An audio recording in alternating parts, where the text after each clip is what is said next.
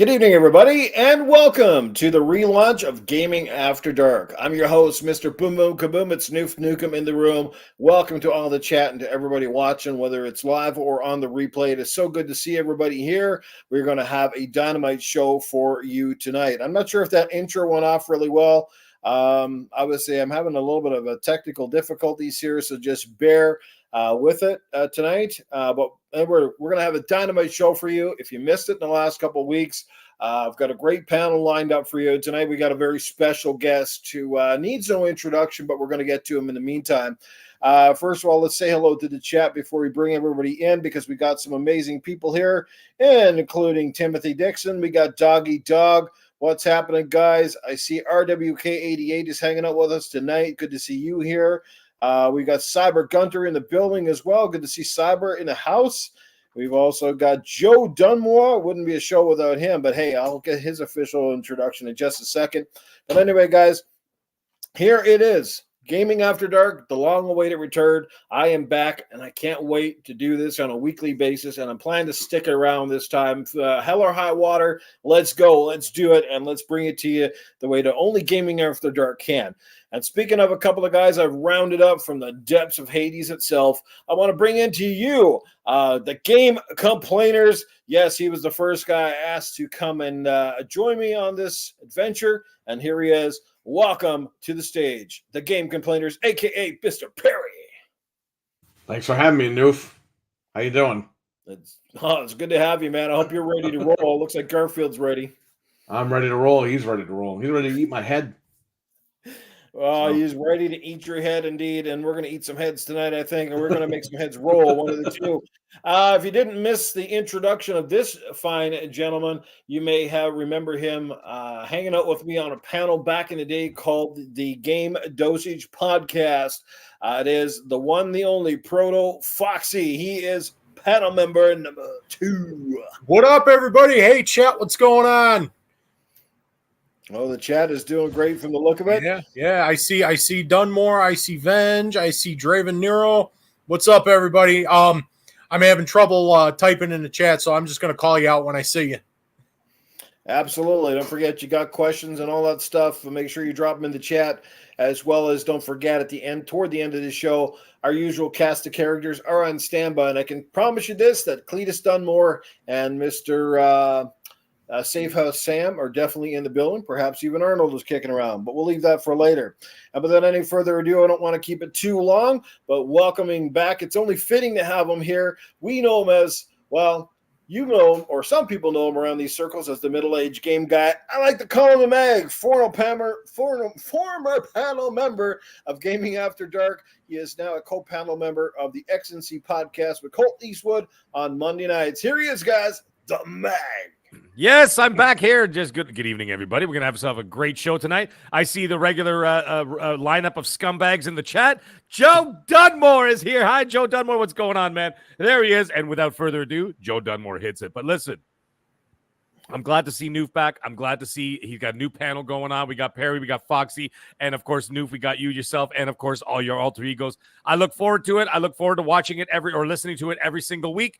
And you know what? I'm here tonight. I just came here to give a couple of, a little bit of a piece of my mind, a little piece of my ass, a little piece of whatever. And here we are. Let's get into the show. We do have some things to talk about because it's been an exciting week. It's been awesome. It's been sort of funny. It's been sort of damaging to the Western AAA development world. Let's get into the show, man. We got some things to talk about. Yeah, and sorry, guys. I really tried my best to round up Titan Drago, but Titan Drago can go fuck himself. Doggy Dog 420, what's up, dude? How's it going? And you heard it here first. Sorry, hey man, listen. Titan can forget it, man. I hope he's listening to this. And let me ask you a question, Noof. I know you were on like 2 weeks ago when you did the introduction thing. I listened to it. Was Princess Zelda in the chat at all? I don't think I've seen her, no. Oh, damn it. I am praying to every god in the heavens that she shows up in this chat tonight. I'm just going to be rattling that cage. I'm going to shake him out of whatever hole he crawled into. Yeah, I don't know, man. Yeah. He must be too busy playing, what's that fucking game he always plays? Smite 2. Well, now it's Smite 2, right? Smite 2 now. Yeah, he's smited all right. Yep. We got the one, the only Axel, or aka Iconic Video Games, is in the house. Good to see Axel in the building. Didn't miss What you up, at all. Iconic? Didn't miss you at all. I don't even see in my. Hey, why are you in my chats? By the way, I don't see in my chats. Listen, we got a lot of people in those chats. I still see all those names. I don't see yours. Just saying. Am I talking too much PlayStation stuff? Is it bothering you? Is it pissing you off like Jesse Darby? Where's Jesse Darby at, by the way? When he comes. He's never going to hear the end of it. I never seen Jesse Darby, but he usually shows up shortly. Oh, okay, good. One of the longest supporting members of the show has been Doggy Dog 420. It's always good to see him here, and he is the first super chat spot of the night, so we're going to get that one out of the way. Here it is. Perry, you can do the honors. Doggy Dog 420 says, welcome back, Noof. Gaming After Dark is back. Woo! That's right. Come on, get a little energy, man. You got to get the Ric Flair in there. Woo! Yeah, the Ric Flair woo, man. Woo! All right. Yes. No, it is good to be back. We got some great topics, and this is an amazing panel, and we're going to jump right into it. Like I said, guys, you got questions and stuff, make sure you get a few ready at the end of the show for its special guests and whatnot. And again, just bear with me because, like I said, I'm having this freaking Chromebook I'm on is an absolute piece of shit. So it's laggy as frig. I don't know. But anyway, I tried using my computer, but I can't seem to get the audio working properly at the moment. So next week, hopefully I got that remedied. Smut. Yes, he's playing Smut, says Cyber Gunter. Somewhere he's deep in Smut. Smut. All right, let's get into it. Let's talk about the first thing, because obviously it's a relatively new thing, and it happened last night as I come home and I'm getting ready to chill out and enjoy some PlayStation. Guess what? Services are down, and I could not play anything that required any type of a login of any sorts. Okay, even a simple game like what was it, Lego Star Wars? I was going to play, that wouldn't even load because apparently I guess it's got to go through the server and it's got to activate and do all that bullshit. So even that game wouldn't load, and I was like, "What the heck?" So, guys, weigh in on this. What the hell is going on, and how come it hasn't been fixed yet? What's going on? Anybody have any insight on this? You can take the floor. Anybody? Go ahead. Okay, I guess I'll start. As far as it being fixed, I was just on a little bit before the show, so I mean it's up and running. As far as insight to it, I don't know. Maybe it was weird Middle Eastern terrorists taking down the PlayStation Network. They thought they were going to hit us. They thought they were going to hit us through our Japanese friends over there at Sony. It's up and running here too. I just checked it because I turned it on. Yeah, and I mean, I had a ridiculously long day at work, so I didn't really have any time to turn on the PlayStation at all. I wasn't home, but I did right before the show to see what was going on, and the network is up. Last night, though, on the other hand, I did notice that yes, the network was down, but I was still I was playing Lego Harry Potter in bed, which is weirder than it sounds. But nah, it's not weird at all. Hey man, it's that PS Portal, man. That PS Portal's fucking. It's sure, you key, weren't playing Harry Potter? Yeah. Yeah, the PS Portal, man, it's key when you're like you're ready to go to bed. You sneak in half an hour, whatever. I don't have to be in the basement or in the other game room, whatever. Anyways, the point is that I was still able to play the games and trophies were popping. So there wasn't any issue on that end, but I couldn't. The funny thing is I couldn't access the trophy list. And I couldn't access any other features. So I thought that was kind of weird. I'm like, so the trophies are popping. It's recognizing that. But at the same time, it wasn't able to show me the trophy list, which I found is weird because isn't the trophy list offline? Like, why do you have to be connected to the internet just to see a trophy list? I just found it kind of weird. But anyways, either way, it's up and running now. Did they even come up with an official statement? Because I haven't heard anything. No, I haven't seen anything either. All I knew is that, like I said, it was back on when I jumped on earlier, and you were saying I didn't try any like single player games that didn't need a login because all my stuff it logs in whichever way. Like that's just I guess how tied into the network I am apparently. But the one thing that bummed me out is because I've been hooked on Warframe and couldn't get my Warframe fixed, so I was sad.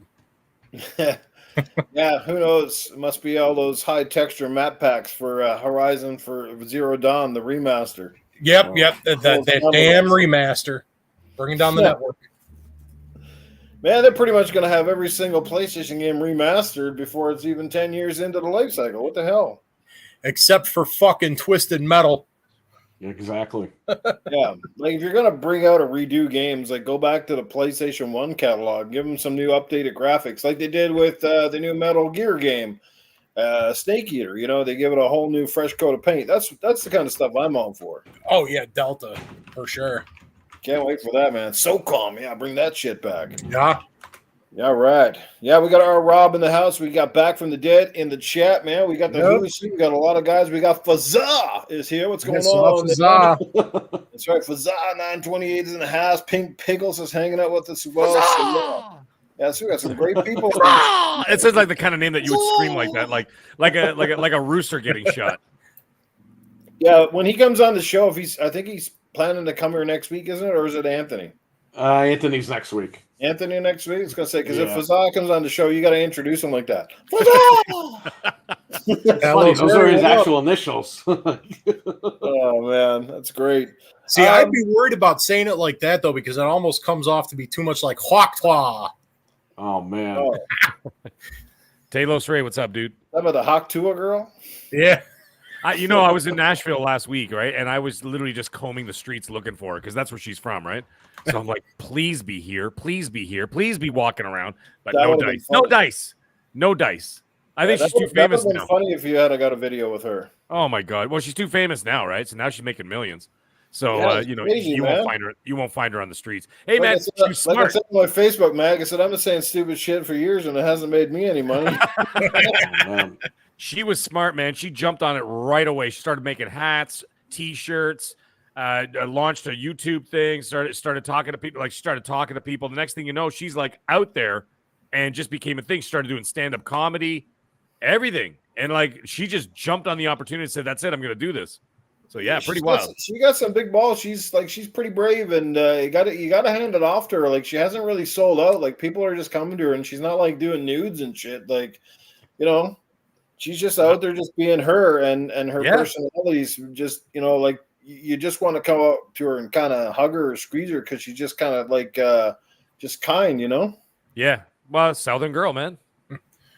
Donating to the animal shelters and shit with her first paychecks. It was crazy.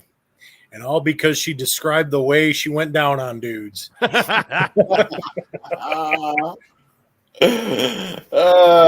when are you guys getting famous for Slurp Tua?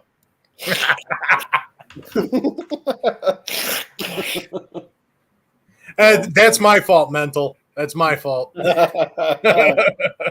Hey, Mental 9R's in the house. What's going on, brother Mental? Good to see you here, bro. Yes. It is a gaming podcast. We're going to get right into that. So, like I mean, it's not the end of the world. I mean, PlayStation going down is not the first time this has happened, and Xbox goes down. These services have been more commonly going down lately, going down as much as the Hawk-Tua girl, apparently. Oh, man. And it's coming full circle. It's still fucking annoying, needless to say, and usually there's no explanation, like I said, as to what's happened or why it did, or it could be hackers again, could be people pissed off with the whole anniversary edition situation, or whatever. I don't know. It's just could be some idiots making havoc. The bigger problem is that once these things happen, because everything is tied into the online world, into the digital world, basically nothing at this point is analog. And thank you, Joe Dunmore. That's fantastic. That is beautiful. And the problem is now is that when these things go down, you are paralyzed from your library, from your gaming, from your friends, from the ecosystem, from your library, from literally everything. You are paralyzed. And that's all it takes. That's all it takes. And then the funny thing is, not just video games, obviously, your phone, the internet, anything like that. If something were to happen, like you watch like a show like 24, and then the terrorists always send up an EMP. All it takes is one EMP, and you are done across the board. No more communicate. And what's the first thing that they do in war? The first thing they do in war is cut off communication, right? So that you're not able to scramble and you're not able to come together. So that would be the way to do it. So you look at it across the board. Like I said, cell phones, internet, video games, movies, TV, whatever the hell it is. I think we lost him. No. Sony PlayStation Network has crashed on the Mac. They caught up to him. He was onto him. Somebody's complaining about us on a podcast. Let's shut them down. Yep. Oh, Oh man. boy, yeah. That'll learn you for talking bad about the internet. Oh man, that's actually hilarious timing. Anyway, I hope he comes back. I don't know. I'm guessing he's gonna pop back in a second here. I don't know. Any further thoughts? And like, it's not something we got to beat a dead horse over. It's annoying. It's just a sign of the times. It's not a convenient thing. I mean, that's why, at least Perry up there with 100 million retro consoles, he's good to go. If everything crashes tomorrow, he's got enough old school consoles to keep him glued to the TV for a while. So, I'm good to go one way or another. And he was just talking about EMPs, and then it was just like a bomb. He got bombed by one. He got hit. He got hit. Man down. Oh shit! That's what you call timing, man. Yeah. Yeah, and like Mental says, that's why I truly don't trust digital games. Same here, man. Same here. I absolutely fucking agree. I mean, it just sucks that all the newer shit that I've got my time tied up into now is on that newer stuff. I mean, like Perry, I got all the classic shit. I can jump onto something else, but yeah, it is always a kick in the nuts when you dump time into something. You're looking forward to that particular thing. It's like, oh, now I got to shift gears. Yeah, first world problems. I fucking get it, but at the same time, when we're dumping that kind of fucking money into the shit, right? It's you would hope for at least a reliable network. We're paying good money for this stuff, and it seems like every game that you buy now, you've got to do this. You got to accept the terms of agreement. And there's all these contractual bullshit you got to even accept before you can even jump into a game. And I think it's stupid and uncalled for. Like, maybe if it's got to relate to the online portion of the game, but maybe like you do it when you go to jump online. But as far as the game itself, like other than the initial update, and the game should run fairly well regardless of an update or not. Those should be auto downloaded in the background, and you should be able to just jump in and play. But yeah. And I think that says a lot too, because I think I don't know if PlayStation has gone to it yet, if Sony's gone to it yet, but I know with Xbox, pretty much the physical discs anymore are just basically like DRM keys anyway. So it's like it's not even the full game on the disc, and I know even the Nintendo Switch full games aren't even showing up on the little cartridge. So, oh man, Mag's really down. His internet completely crashed. Damn, they did get him. Oh man, streamer was like, "Yeah, this guy, he's got to pony up the dough. Yeah. If he doesn't get the full version."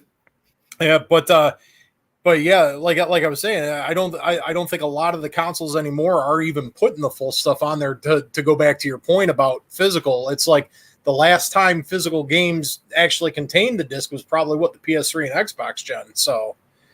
Yeah, I think that's where we're just all crippled on the disc back at the time, except every once in a while there'd be small content where you'd have to unlock like a 512 meg thing or whatever to unlock content that was pretty much buried on the disc anyway. Yeah. I remember. I don't know, man. Times have changed. I mean, I guess there's not much we can do about it, but at some point in time, like, if society kind of crumbles, like tomorrow, it's not like go and read a book or something. Like, that's why I even keep my CD player around, you know what I mean? I don't get rid of that stuff just for one of these days. I'll Spotify and shit crashes. What if the licenses go or whatever? And then I'm out of all that entertainment. Yeah, and hell, even now with electric cars, an EMP hits, and all of a sudden people ain't driving. Exactly, right? And Rock 88, yes, beer.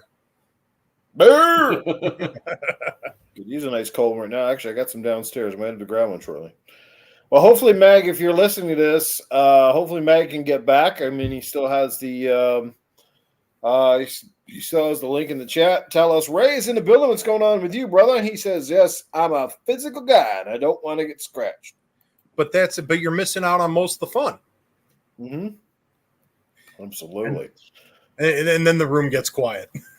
The room is quiet. I mean, I know a lot of people have transitioned to digital, but this is a prime example that there are still some problems that I think the industry needs to look at, because it might not be widespread, but I still think it's a pain in the ass that we can't play a good portion of the products that we paid for when this crap happens.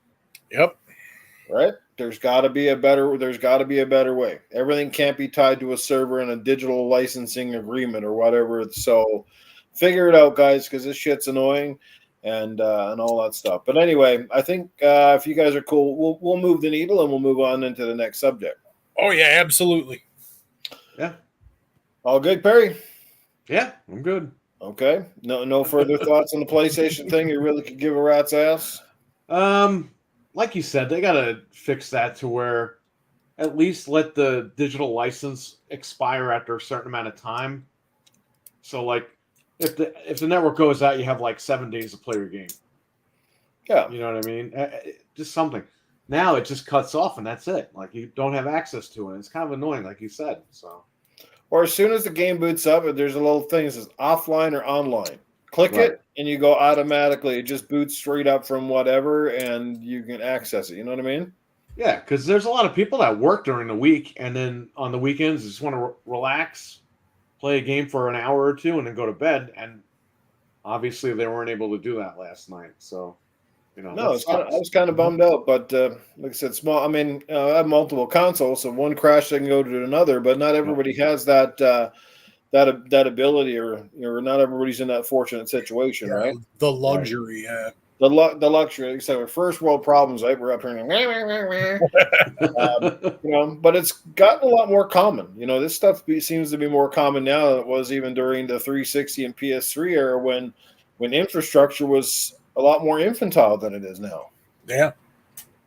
Right? Maybe it's because there's more people online. Maybe it's because there's a lot more logistics. I don't know. I mean, servers are bigger, games are bigger. God knows that with all the computing power and stuff that people have now, that hacking is probably far more prevalent and dominant than ever before. Perhaps we just don't notice it, but I'm sure that the level and the craftiness of some of these guys is probably well off the chain. It is, yeah. Oh, for sure. They just hacked the PlayStation 4 and 5 through the Ethernet port. Wow. It's crazy, right? You wouldn't think. Right? Jeez. Yep. Yeah. But anyway, so the next topic of the day is kind of an unfortunate topic in a way. I mean, it is one of my favorite publishers, and they've made some amazing games over the years. But it feels like the tides are turning, and I don't know if they're... to me, like they're almost the next version of Microsoft, because it feels like we're telling them what we want. We're saying we want this. We're saying we want that. They kind of make anything but. You can't help but feel that their company is largely run with those DEI type of initiatives behind the scenes. Some of their games, I think, are not only are they perhaps broken and suffering for that, but I think they're also getting a bit of a backlash because they are doing certain choices that aren't necessarily asked for or called for. And I'm referring to Ubisoft, guys. Ubisoft looks like one of the biggest publishers out there. And you look at a lot of the titles that they put out over the last while. And most recently, they said X Defiant, which is a free-to-play game. But they're saying that sort of has fallen below expectations. Star Wars Outlaws has clearly fallen below expectations. So how do you guys feel about Ubisoft and the direction of the company? And how did they course correct the Prince of Persia game that just recently came out, despite being a fairly decently reviewed game? Like, I'm all for Prince of Persia, but wouldn't you guys have preferred a more 3D Prince of Persia, like we saw with some of the last games that came out, instead of kind of going back to the 2D hand style graphics? I mean, what's your take on Ubisoft? What games are really missing the boat, and what would you like to see from them? Well, I'll go and let you take that one first, Perry. I don't know. Maybe bring back Splinter Cell, games that were actually good. Right? I don't know. Right? Rayman, do something with Rayman. He's been gone for a little bit, Mm-hmm. It's all about variety, and they're just not doing that. They're copying and pasting Assassin's Creed. It was Watch Dogs for a while until they got rid of that franchise. I don't know, man. They just I've got Sea of Thieves for $10 brand new at Best Buy. Well, let me break it down for you. Let me make it. Let's just talk about the one big game at hand. One of the biggest games that they've launched for a while, and this is also the first Star Wars property released that wasn't done by EA, right? EA lost the exclusivity license on Star Wars, which I think is a great thing, that more people can have access to the license and build great stories. So let's talk about Star Wars Outlaws. It was certainly one of the most anticipated games of 2024, but it definitely seems like it's fallen on deaf ears. There's been a lot of complaints about, first of all, the lead character, that she was not very appealing to begin with, and they made her even less appealing by making her less attractive, which seems to be a very commonplace trend with gaming and female leads to begin with. It seems like a lot of games, they're making them very, very boring looking, very flat. They're basically taking any sexuality out of a female presence at all. Now, that might be just a small part of the equation, but Perry and Proto, did any one of you guys buy this game? What's your takeaway on it? Did you like the game? Like, do you think it's just people blowing this out of proportion, or do you think there's something there? I did not buy the game. It was too much money. And again, I've been feeling like Ubisoft is just cut and paste, so I was just going to wait and see how it played out. And, with Ubisoft, or however you said it, and Ubisoft, within a month or two, the prices dropped like drastically. So, I just wait. Like Sea of Thieves. It's not Sea of Thieves. I'm sorry. What was that game that they made? Skull and Bones. Skull and Bones. I said Sea of Thieves before. I apologize. Well, look at that game. That game was so long in development, had so much hype behind it. It came out and it just fizzled. Like, this game didn't even drop in the ocean. It just went. I waited a few months. I got it for $10 brand new. So I'll just wait for Star Wars and get it for $10 what happened? brand new. I never played it. What happened with that game? It was online only. I was playing offline, but it required me to be online just for the cutscenes. During a cutscene, it lost the connection. I couldn't play the game. I had to redo the whole thing again. And then I'm running around. I made my guy. I'm running around. I can't control the ships because it's like so advanced. And I'm like, what the hell is this game? I'm literally running around for like an hour. And I'm like, it's quite steep on it, is what you're saying? Yeah, I just didn't like it. It was just, you need to be like an advanced player for that game. And I'm like, bro, it's just, I thought it was about pirates. Like, I didn't know it was that deep. Well, Sea of Thieves is simple, but it's still hard as fuck to play Sea of Thieves. I mean, heck, you jump into that blind and there's no tutorial, nothing. It's like, if you don't know how to fucking do a boat or you've never been on a ship in your life, you're like, yeah, good luck with that. I thought Sea of Thieves was easier to play than this. Oh, it probably is, but I'm just saying the Sea of Thieves still had quite the learning curve. Yeah, that's right? true. And it wasn't, I didn't find Sea of Thieves overly fun if you play by yourself. If you had a good team and a good crew, that was exponentially a lot of fun. Let's go to the Mag. Welcome back, Mag. Sorry to hear you had some trouble. So let's get to you before perhaps you crash on us again. You with us? No, I think he went down again. I think he went down. He's giving us a sign. Oh no, maybe he's back. Maybe. I don't know what's going on, but there's a massive internet outage out here, and it's gone across the board. I had a bunch of people message me like saying the same thing. So I was just like, yeah. So if I dip out again, it probably who knows.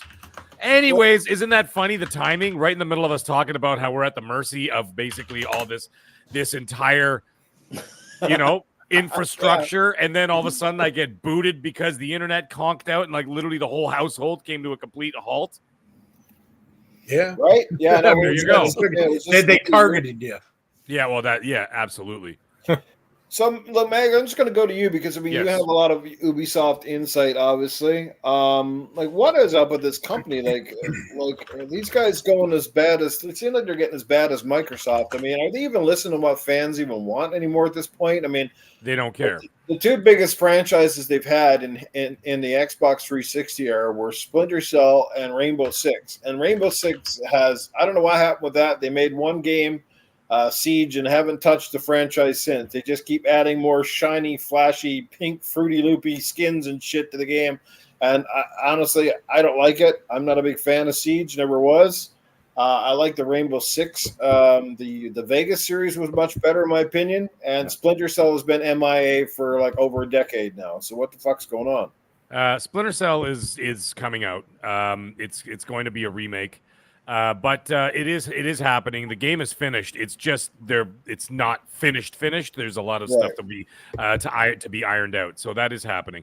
But As for Ubisoft, it's funny that last generation, Ubisoft was one of my favorite developers. And they actually, of last generation, especially with a lot of the Assassin's Creed games that came out that were wonderful, I absolutely adored them. I think that Assassin's Creed Odyssey is in my top 5 games of all last generation. Mm-hmm. As for what's happening now, I mean, it's not hard to see what's happening now. It's basically at this point, it's the it's companies like BlackRock, it's companies like that basically that are getting in there, they're getting the ESG points and everything else for if you do this and that and whatever, we give you a financial incentive. Right? So they're like, we'll give you $50 million investment into this game as long as you follow these guidelines, as long as you check these boxes off and this and that and the other. And that's exactly what they do. And so what ends up happening is they're not looking at it like, okay, well, now we don't have to sell 10 million copies. Now we have to sell 5 because now we got these ESG points with these big investors like BlackRock. And then, of course, what they do as all part of that, that's where you get like this, I mean, Sweet Baby Inc. is not the only one. There are tons of them out there that do the exact same thing, right? So what ends up happening is those other companies come in, they're all connected. They're all connected with these other investor companies, whatever. But along the way, and of course, a lot of the people that are working in the industry are a bunch of activists now. It's all the half-shaved head pink hairs that have all taken over the industry because what ends up happening is they got chased at, the comic book industry, they completely destroyed that. And these are people that don't even read fucking comics. These are people that are not even part of it. I mean, maybe a small percentage, sure. And then they get in there, they destroyed comics. Then they went into Hollywood, they start destroying Hollywood. They get into Disney, they destroyed every franchise that we loved. And it's not just we, it's like, oh, it's just you guys, the toxic bigots. Donald Trump said it best, everything woke turns to shit. Well, fuck, and you know what the thing is at the end of exactly, and you know what the thing is at the end of the day, is that you can say, oh, a bunch of toxic bigots. Really? If there's such a small minority of toxic bigots, how come you're losing hundreds of millions of dollars and billions of dollars now at this point? Because people are not interested. This is not reflective of real life. And the other thing is, and this is what I talked about on XNC last night, it's not a race thing, it's not a religious thing, it's not anything. It's about being disingenuous. And that was what the problem is at the end of the day. It's being disingenuous. And if you want me to harken back to things I could call back examples from 40 years ago. What was the number one show on TV in the 80s? Don't worry. Spoiler it, I'll tell you. It was The Cosby Show. The Cosby Show was the number one TV show on the planet in the 1980s. Yes. And then in the 90s, what was in the top 3? You had Seinfeld, you had Frasier, you had, guessed it, Fresh Prince of Bel-Air. And what were they representing? Black families, successful families, some not so successful. If they're funny, they're whatever. There was family, all these other things were happening in there. Did anybody call that out? Did anybody sit there and watch that? I mean, maybe like 0.01% of the population probably went, I don't want to see this crap. But not everybody sat down, turned on the TV and goes, look at all these black people. Yeah. Nobody said that. It was a quality show. It was a quality show with quality people, regardless of Bill Cosby's. Here's one for you, Mac. I mean, sure. Nobody hated on Lara Croft and Tomb Raider, right? So no one hated on her. Right? No one hated on Jill Valentine as a woman, as a female protagonist for Resident Evil, or Ada Wong in Resident Evil. Nobody hated Ada. But here's the thing. So what if they make the next Tomb Raider game? Let's take Lara out completely and let's switch her over with a male guy. Well, yeah. You know what the thing? I know. But then that becomes Uncharted.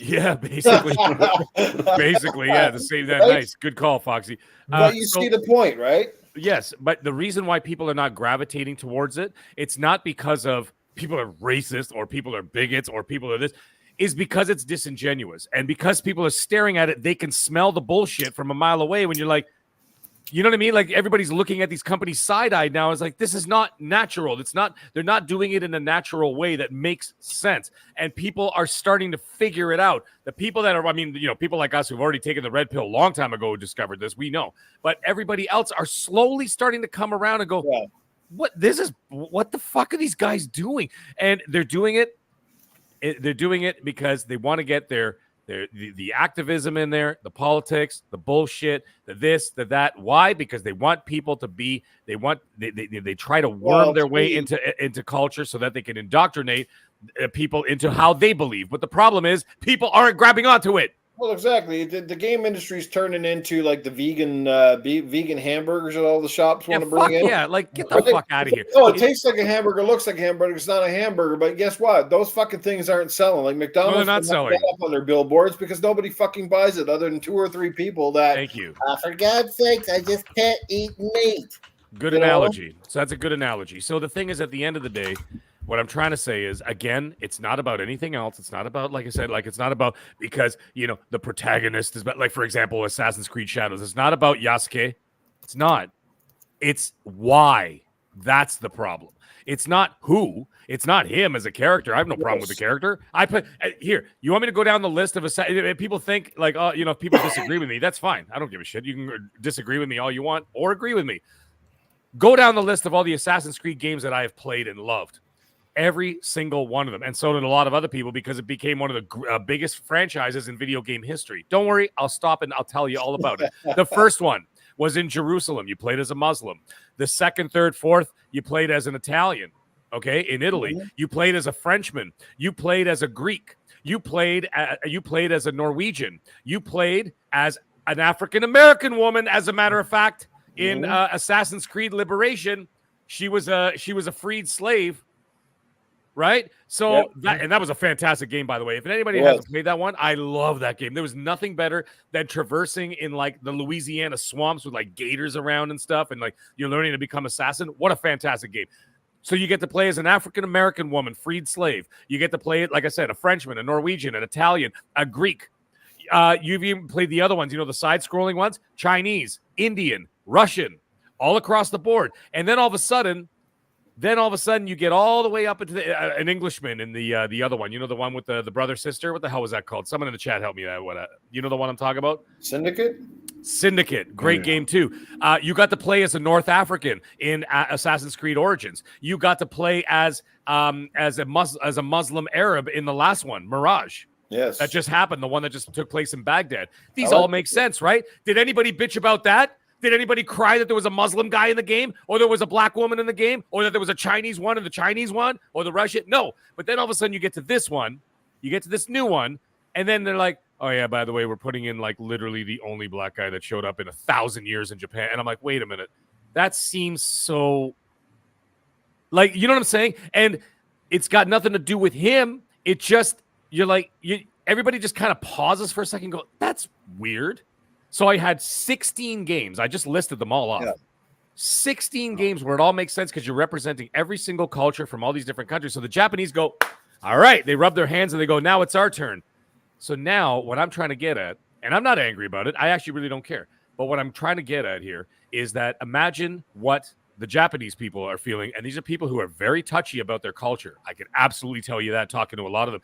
They are very proud of their culture and their history, whatever else. And they really, really, really are touchy about how specific people portray them because they have a thing, it's a lot about image and honor. And I'm not saying that this is taking away from that, but imagine how they feel when they finally get to that choice. They finally get to that shot where they finally sit there and go, yes, it's our turn now to get that Assassin's Creed. And that's what they do. Right. And then, of course, now the stories are coming out. I'm sure you heard about this, or maybe you guys haven't. I'll tell you about it anyway, briefly. Is that they actually had a Japanese character 2017, 2018, 2019, and in the first half of 2020 was actually a Japanese male character with the female character. I can never remember her name. And then after the summer, and we all know what happened that summer, apparently somewhere in the fall of 2020, they changed it. Under the guidance of one of the consulting companies, which one person said it was Sweet Baby Inc., but it was never corroborated and it was never confirmed. So, but it was a consultation company that came in, and then the character was changed after the summer of 2020, and the Ubisoft employees are starting to come out and say, yes, it's exactly what happened. So my issue now is that is disingenuous. If you had put Yasuke in 2017 and just never whatever, said this is the path we're going, take it or leave it, whatever. But to change it, and we all know why, for political reasons, activism reasons, whatever else, and the political climate that was happening, especially in the United States in the summer of 2020. Now we got Ghost of Yotei. Look at that shit. What the fuck? Well, now you got Ghost of Ghost of George Takei, as I call it, because Colt Eastwood couldn't say Yotei for the life of it. It was so funny last night. He's like Yoki, Yotei, and I'm like, it's Yotei for Christ's sake. So we just call it George Takei. Anyways, the point is, hello. Yes. So that's where the disingenuous narrative comes from, and that's where people are not happy, and they're just looking at it. And like I said, it's not my fight. Okay, it's not my fight. I'm not involved. I'm not Japanese. It's not my culture. It's not anything. I'm an Italian. Just watch it. I got my representation. I got my Ezio, and I got the Mafia. So I'm good. But and of course Mario, and Luigi being Italian plumbers. Imagine that. You hear me crying about anything? the first representation of an Italian in the video game, they make him a fucking plumber. Yeah. Well, it's that's like making every Latino a mechanic. Like, give me a break, man. Not all of us are plumbers. Battlefield 5, where EA had to walk that one back too at Battlefield 5 when they put the girl on the cover. Remember? Oh yeah, I remember that. Yeah. And you're like, I'm not saying that they didn't have a role in the wars, but they don't. They weren't doing that. Actually, there were a lot of women snipers. Yeah, there were a lot of women snipers though, because they have steadier hands than we do. That's a fact, because they have lower blood pressure. Industry, we're seeing it all over the board, and this is, I think this is why we notice it more now, because it's starting to feel forced. It feels like it's everywhere. That's what I'm saying. That's what I'm saying. It's that disingenuous feeling. You feel like there's something afoot. You know what I'm saying? You're like, this doesn't feel natural. Because if you go out in the real world, do people walk around and point out what you are? No.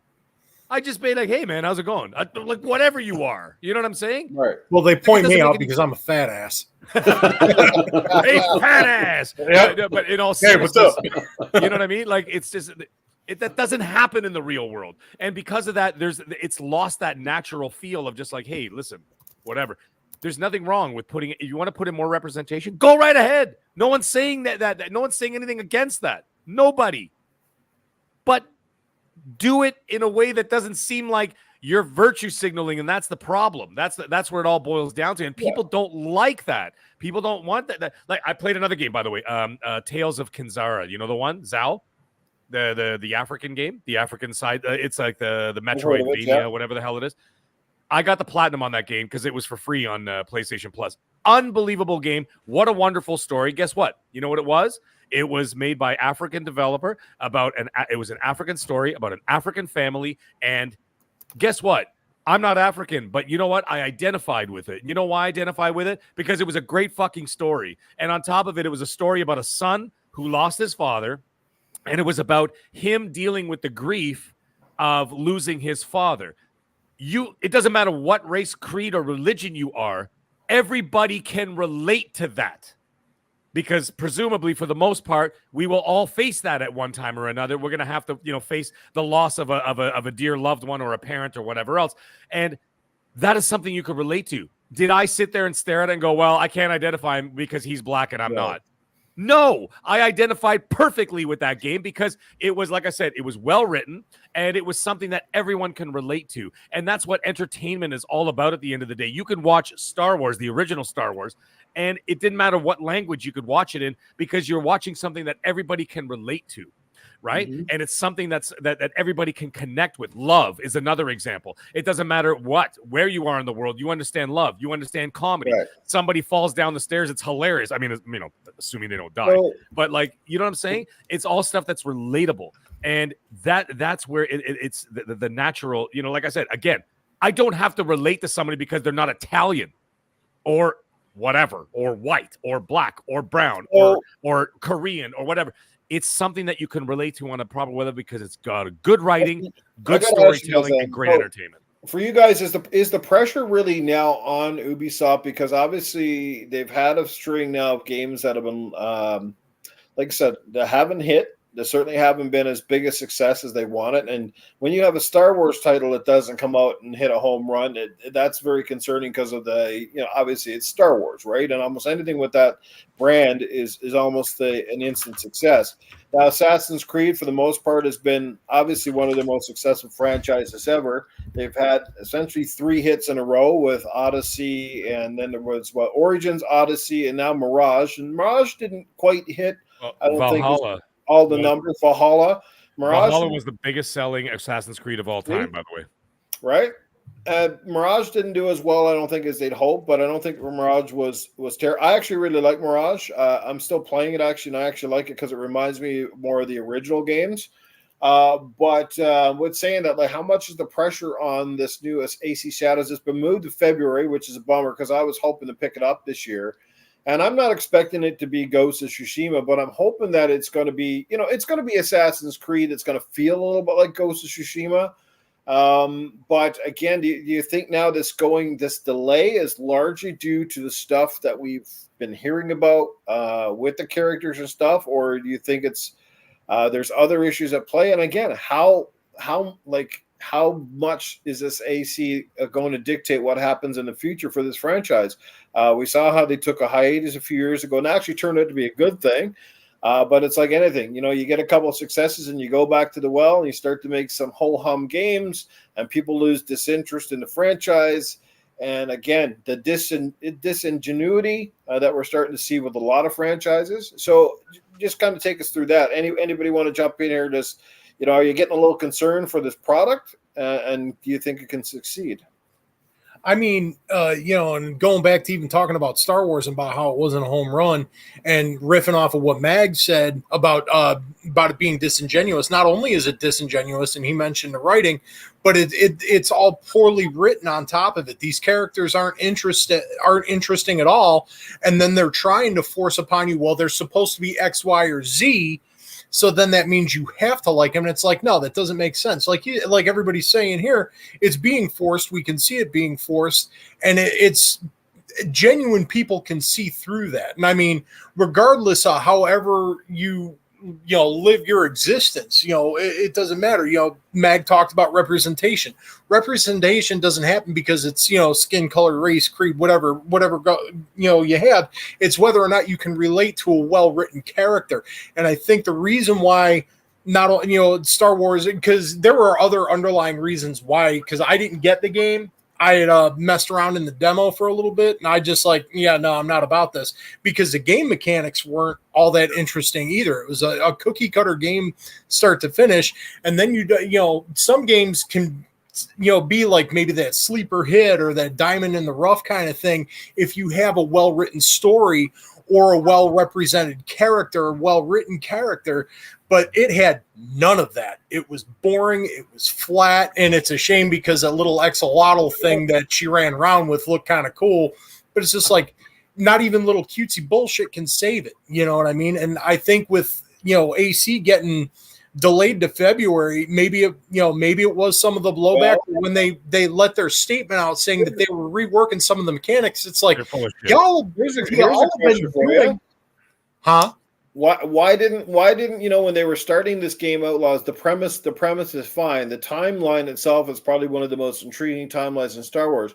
But my question is, why not tell stories about characters we know and love, like Han Solo, who never really ever had a solo game?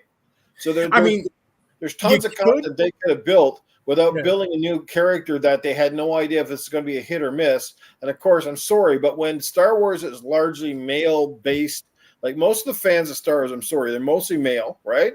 There's certain demographics, and they're generally older because they're the ones like us who grew up with the franchise. And then you take these stupid decisions and you go down a complete route.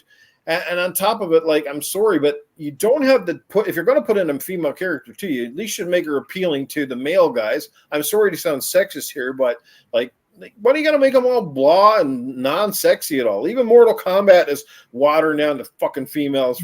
Yeah, and that's a whole other thing I'd get into. Again, I mean, certain things like, I'm sorry, I didn't mean to cut you off there, man. No, not at all. That's all right. You don't like katana? You don't like katana and a winter parka?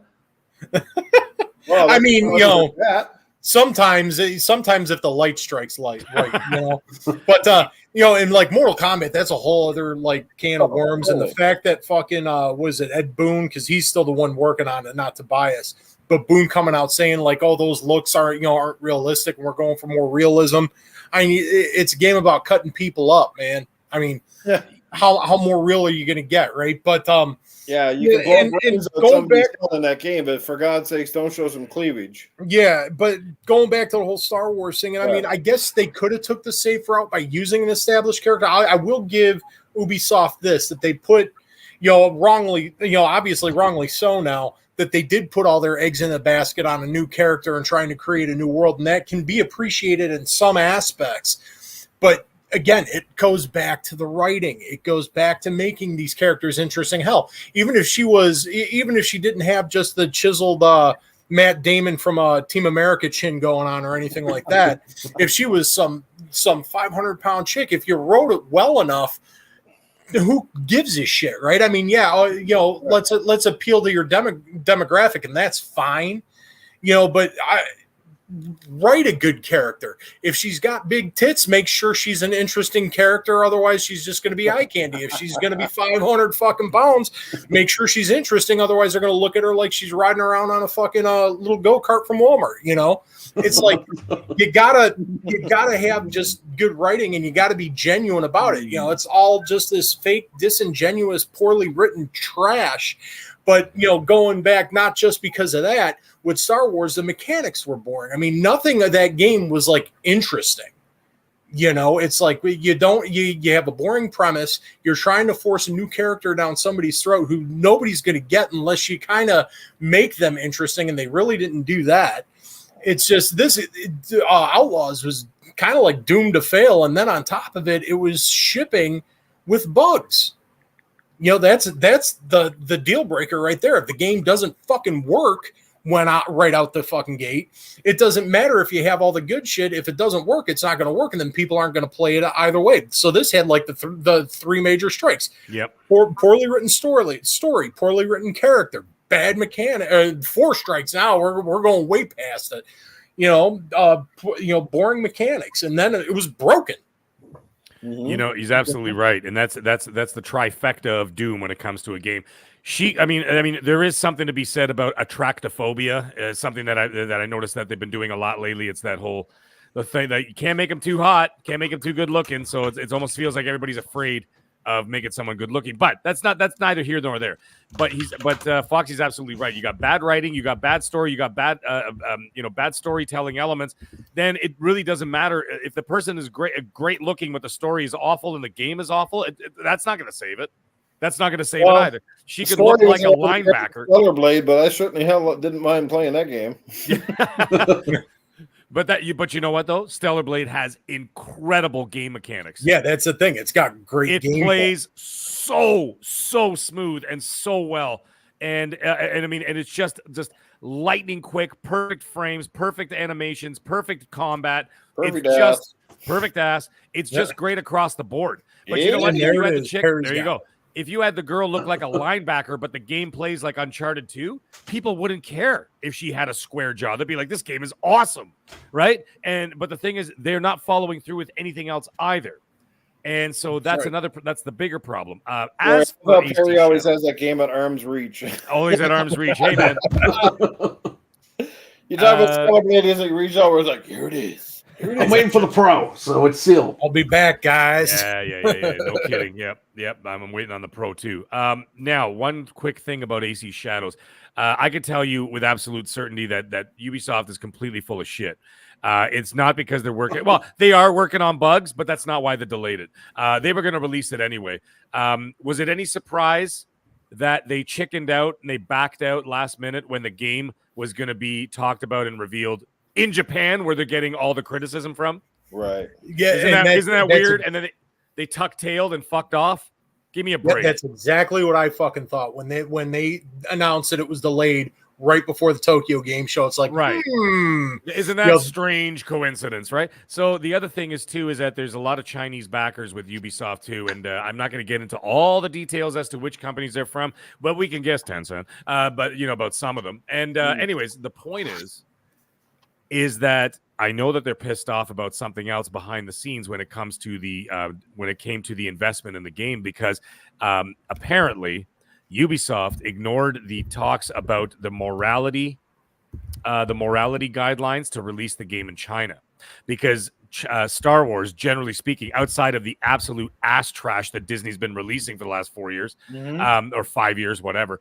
But besides all that, Star Wars is still a big name in China. And because they broke morality guidelines issues, they weren't allowed to sell the game in China. So they lost tens of millions, if not hundreds of millions of dollars of possible sales in China. So the Chinese investors are fucking furious.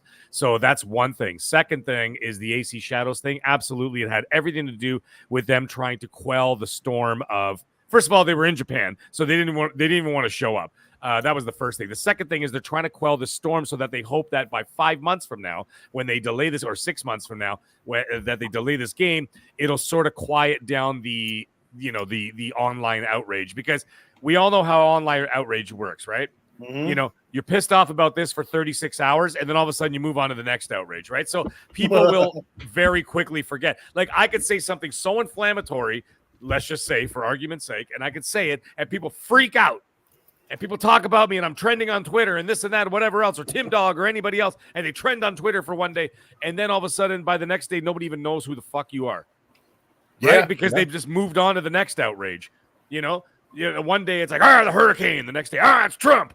Man, it's me. Man, it's that. Man, it's still a bleed. And whatever. And then people just keep moving from one outrage to the next, right? So Ubisoft knows this, and so they said, you know what? Delay it, quiet it down, and then have people kind of forget about it and then just kind of move on from it. By the time the game comes out, people will be so tired of it, they'll be like, you know what, fuck it, just release it. Who gives a shit? I'm not gonna argue with people online anymore. About Starfield. Well, Starfield, I never talk about the game unless Colt brings it up. But because I hated the game, I thought it was trash. That was just me. I gave it a 4 out of 10, and that was being very generous. But anyways, that's just me. That's my opinion. But anyway, the point is that I'm done talking about it. When he brought up the DLC the other day, I'm like, dude, I don't care. So I think that they're going to go with the same thing here.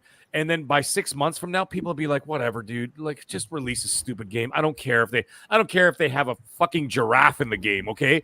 Let that happen. Who cares? Like, people will just move on to the next thing by then. Yeah. So I think that a lot of this has to do is to quell that. Now, there are some things I will squash, I know are fake. Some people are saying, oh, they're going to have parts of Yasuke like scrubbed from the game, and they're going to lower his attendance in the game. That I can absolutely tell you is complete bullshit. That's not happening. In order to do that, you would literally have to unravel the entire development of the game. That's not happening. So that rumor, please do not listen to that rumor. Just throw that rumor straight in the garbage. That is not the truth. And like I said, I have intimate knowledge of what goes on inside of Ubisoft.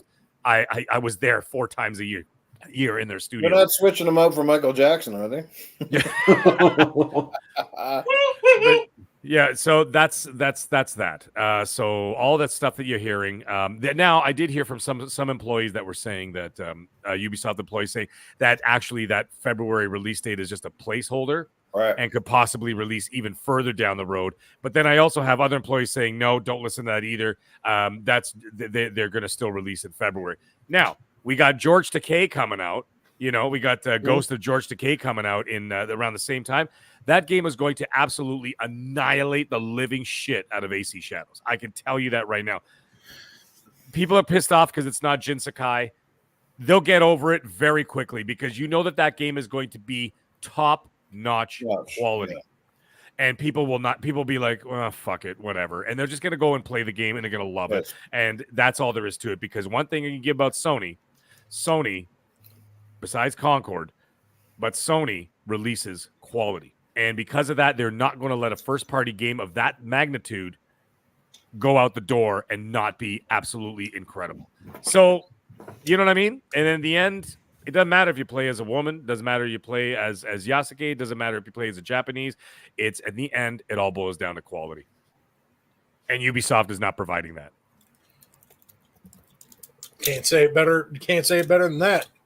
Well, I hear like Proto Foxy said earlier, as long as the game's got great story, at the end of the day, some of the characters are irrelevant. And he definitely has a point, but at the same time, we've gotten to the point now where they've changed so many things in games that what's next? We're going to have the next Gears of War, and they're going to switch out the fucking cog for what, Big Bird from Sesame Street, just to say that they got diversity in the fucking lineup. Like, I wouldn't fucking play it. I mean, heck, that's a PC mod, sounds like right there. But I was gonna say, shit, I'd play that if I could be Big Bird and Gears. Fuck yeah, man, sign me up. Give him a fucking Lancer. I'm all over it. Fucking imagine Gears Can of you imagine, War like, substitute the Sesame Street fucking Muppets. Oh my god. Yeah, you got like Marcus Phoenix, stumbling down the street, slamming into like concrete barriers, and then fucking 12-foot Big Bird, just and running with all the feathers bouncing. All of the locusts are basically they're all Grover, and when they're far away, they go far, and when they get near, they go, and then that's when you cut them up with the chainsaw. Near. And then you got Tickle Me Elmo as the DLC, and then it could vibrate your controller. Nice. Hey, you know what? Isn't that funny? Think about Gears. Came out 20 years ago, give or take, about 18 years ago, whatever it is. Isn't that strange? It had all kinds of diversity, equity, and inclusion in that game, and nobody screamed about that, right? Isn't that weird? You know why? Because it came across organic. Yeah. You had everything represented in those games. Everything. And nobody said shit. Exactly. Why? Because it worked. Because it was well written. It was done well. It wasn't made for the purpose of activism or political stances and bullshit and checking off boxes. It was done because it was a great game with a great story with great characters from the beginning. It wasn't like, well, when we make this game, we got to make sure we got X character, Y character, that sort of thing. They were that were part of the story. Yes, right? and you love those characters. Did someone sit there and go, I don't care about this character. He's this or he's that, or why'd they put this guy? No. It just worked. Why? Because it was great storytelling, great gameplay, and everything was done, and the story was told, and the characters were created and interact with each other in an organic way. Kind of like the real world. What? Why did it sound like a tank just rolled through someone's house? My window is open, and that was a garbage truck. I apologize. I thought the locust came through the floor of your living room, and it was coming up to swallow you whole there. Not yet. Anyway. Foxy's house. Yeah, E-Day. What do you think of this podcast? And the garbage truck shows up. Oh shit. I don't know, man. I'm a little bit concerned. I really want to play. I had that on my must-buy games list. Yosuke or whatever the hell you call them or not. I wanted to buy Assassin's Creed. I probably most likely still will buy it when it comes out next year. At the end of the day, if it's a decent game, I've always liked the setting. I've always been intrigued with feudal Japan. So that's why I want it more than anything. I've always said it was like the perfect setting for Assassin's Creed. Essentially, the name Assassin, the ninja girl or whatever. I mean, that's as assassin as it kind of gets. So I'm still kind of excited for it, but I'm a little worried about the company in general, because they've been going through such a transformation. Things haven't been exactly going smoothly for them. But at the same time, though, like you said, when we're crying out for Splinter Cell games and we're not getting, they got a remake going, but that sort of stuff. And we'd love to have a new, fully fledged Rainbow Six Siege, or not a Siege game, but a regular Rainbow Six without all the Fruity Pebbles characters in there. You know what I mean? All the stupid ass bullshit that they put into this game now, where it's like I don't want every shooter to look like Fortnite. Do you know what I mean? No, I agree with that. Yep. Fortnite is already getting away with murder because they're charging you so much for all their bullshit skins. It's absolutely asinine, and nobody's ever really put their foot down and called that shit out. We're always talking about everything getting expensive. Well, paying fucking $20 Canadian essentially for some stupid ass cartoon skin in a game is ludicrous. But the problem with that is the kids are talking their parents into buying all that, because let's face facts. The majority of people playing Fortnite, those are kids. They're talking to the parents, and the parents are just opening up the wallet. That's why that's still going on. Yeah, I know, but somebody needs still it's just so stupid. I mean, I'm not disagreeing with you at all, and especially I'd love to see a shooter come back, something like Unreal Tournament or something. Yeah. When we get that and put that as that kind, use that kind of model, and that would be fucking incredible. That would print fucking money. You guys don't want to play as Nicki Minaj in a pink thong in Call of Duty? I'm good. I don't want to see Nicki Minaj. Or you don't want to. You guys want to play as. as. You don't want to play as Art the Clown from fucking Terrifier in the new Call of Duty for $25. You can buy the skin. Nah, No? not for $25. It's so ridiculous. It's just can't we just whatever? I give up, man. I just give up. I just fucking give up. I'm not lying. I'm not lying down and taking it. I'm just giving up on buying shit. That's all. I even stopped with the Game Pass thing now. I'm just like, fuck you. But that's perfect. Oh yeah. That's $26 fucking dollars. How we've got to do it with the game, that we have to speak with their wallets. Unfortunately, there's too many people that just they just spend on whatever. And I mean, it's your money. I mean, you guess you do whatever you want. Well, I'm not here to tell you how to do it, but unfortunately, like I said, there's too much of it right now going into the bullshit stuff. And not enough going into great games that probably deserve it a lot more. There's tons of indie titles out there that should be selling 10 or 13 times, way more than they're selling. There's some really good AAA stuff that has come out that hasn't done extremely well. I mean, Hellblade 2, for example, should have been selling a lot more than it did, or whatever it did, because I really don't know the official numbers, but I'm hearing that even through Game Pass and stuff that this game did not do well. Do really well. It did not do well. Sad. It's an incredible game. It's certainly a cinematic experience, and again, some people say, well, she's a DEI. I know she's not, because she was she came out in the first how long before this stuff was even a talking point. The problem is a lot of people mix up the terms and they don't get what, you know what I mean? They just look at something and go, oh, that's woke. And I'm like, no, it's not. And I'm like, listen, I'm a professor of woke or anti-woke. I'm a professor of anti-woke.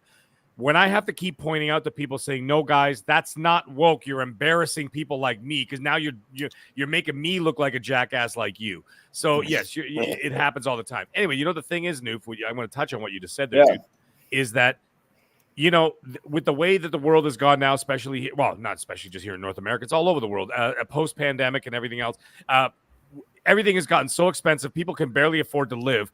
And these companies continue to give us shit and bleed us dry at the same time. I've canceled Disney Plus. I don't fucking watch it. I can't. I want to cancel Netflix so badly, because the only people that watch it are my kids. My wife and I don't even touch it anymore. So you know what we did?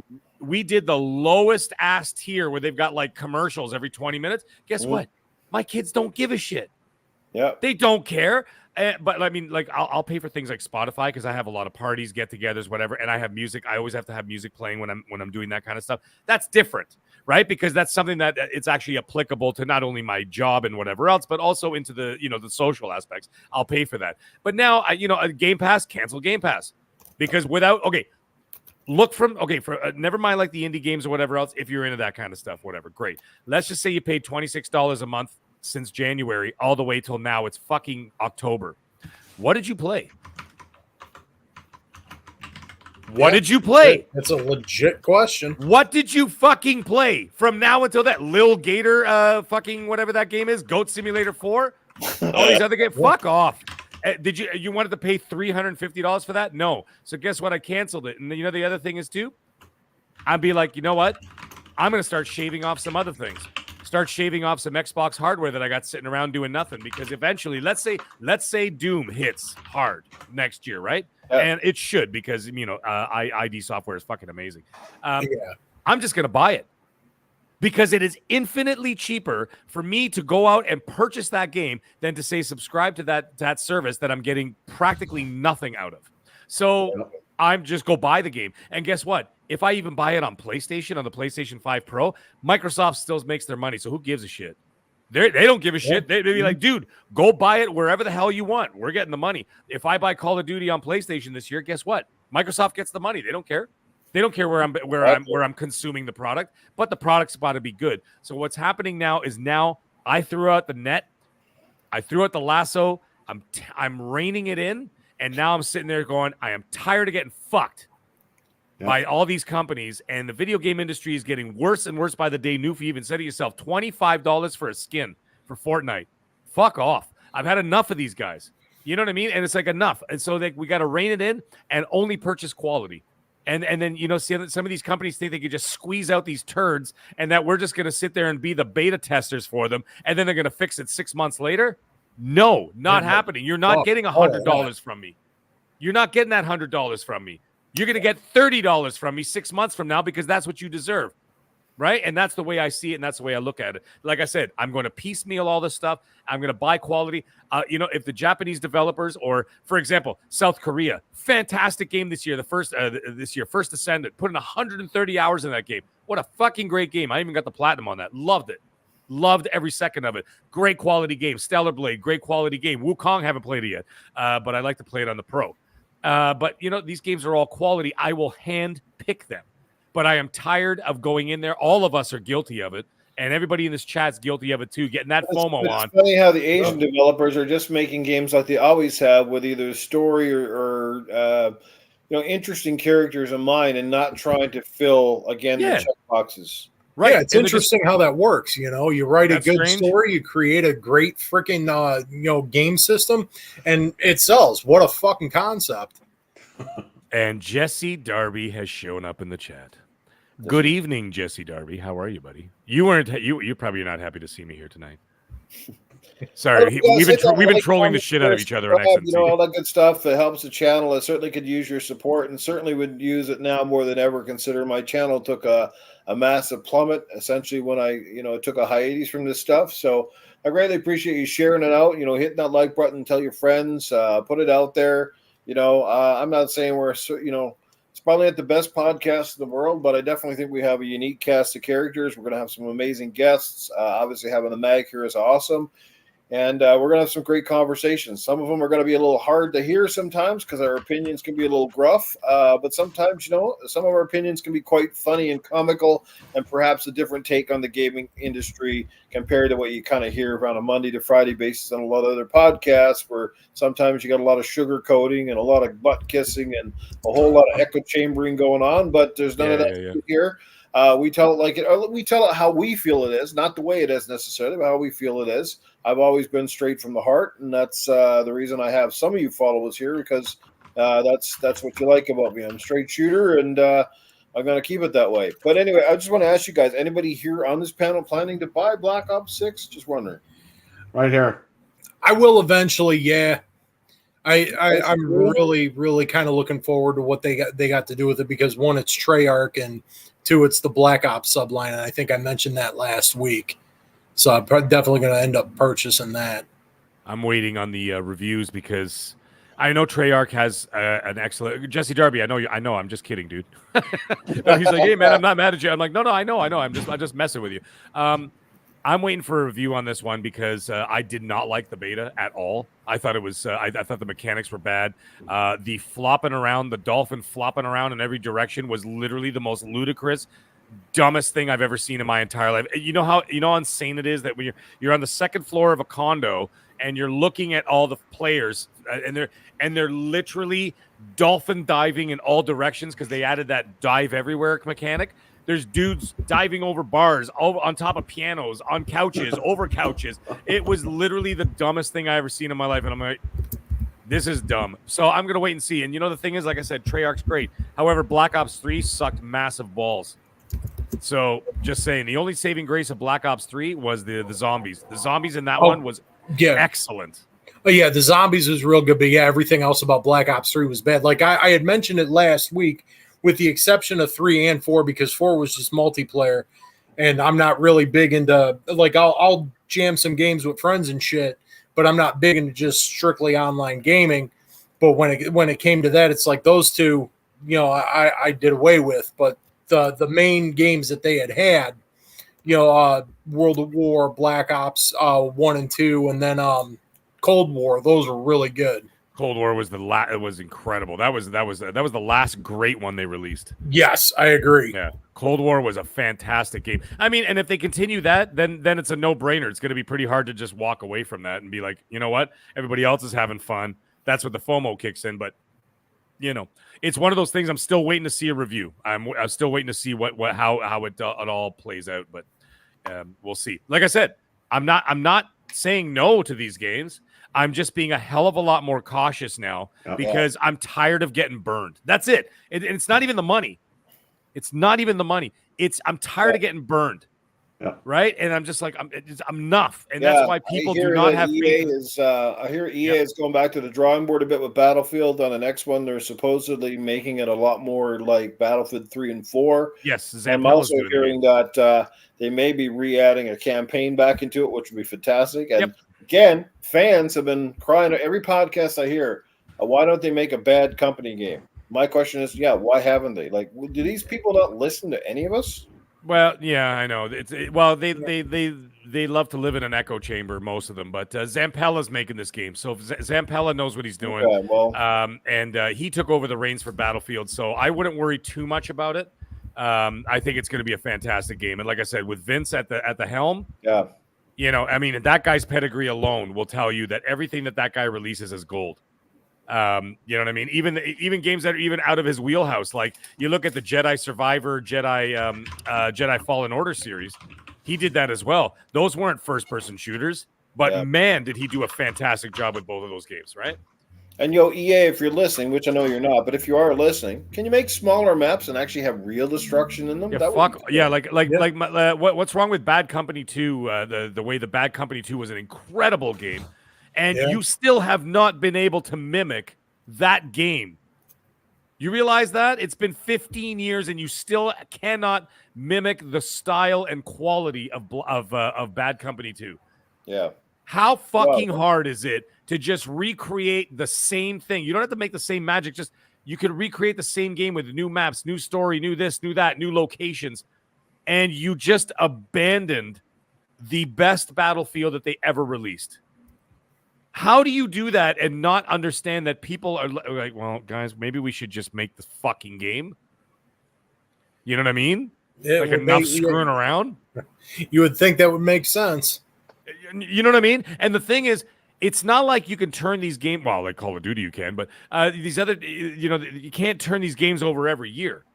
So when you make that conscious decision to not make Bad Company 3, let's say, it's going to be another 6 years before you have a chance to make it again, because you don't have like the 3-4 studios, whatever, working on Call of Duties and rotating like Activision does, right? So if they make that conscious decision to say, no, we're not doing that, you realize that the next opportunity you have to make a Bad Company 3 is 2030.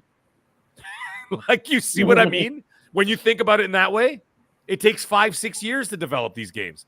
So what are you talking about? What are you going to have people hanging on for 30 years waiting for Bad Company 3? People are going to walk away. They're going to walk away and find something else.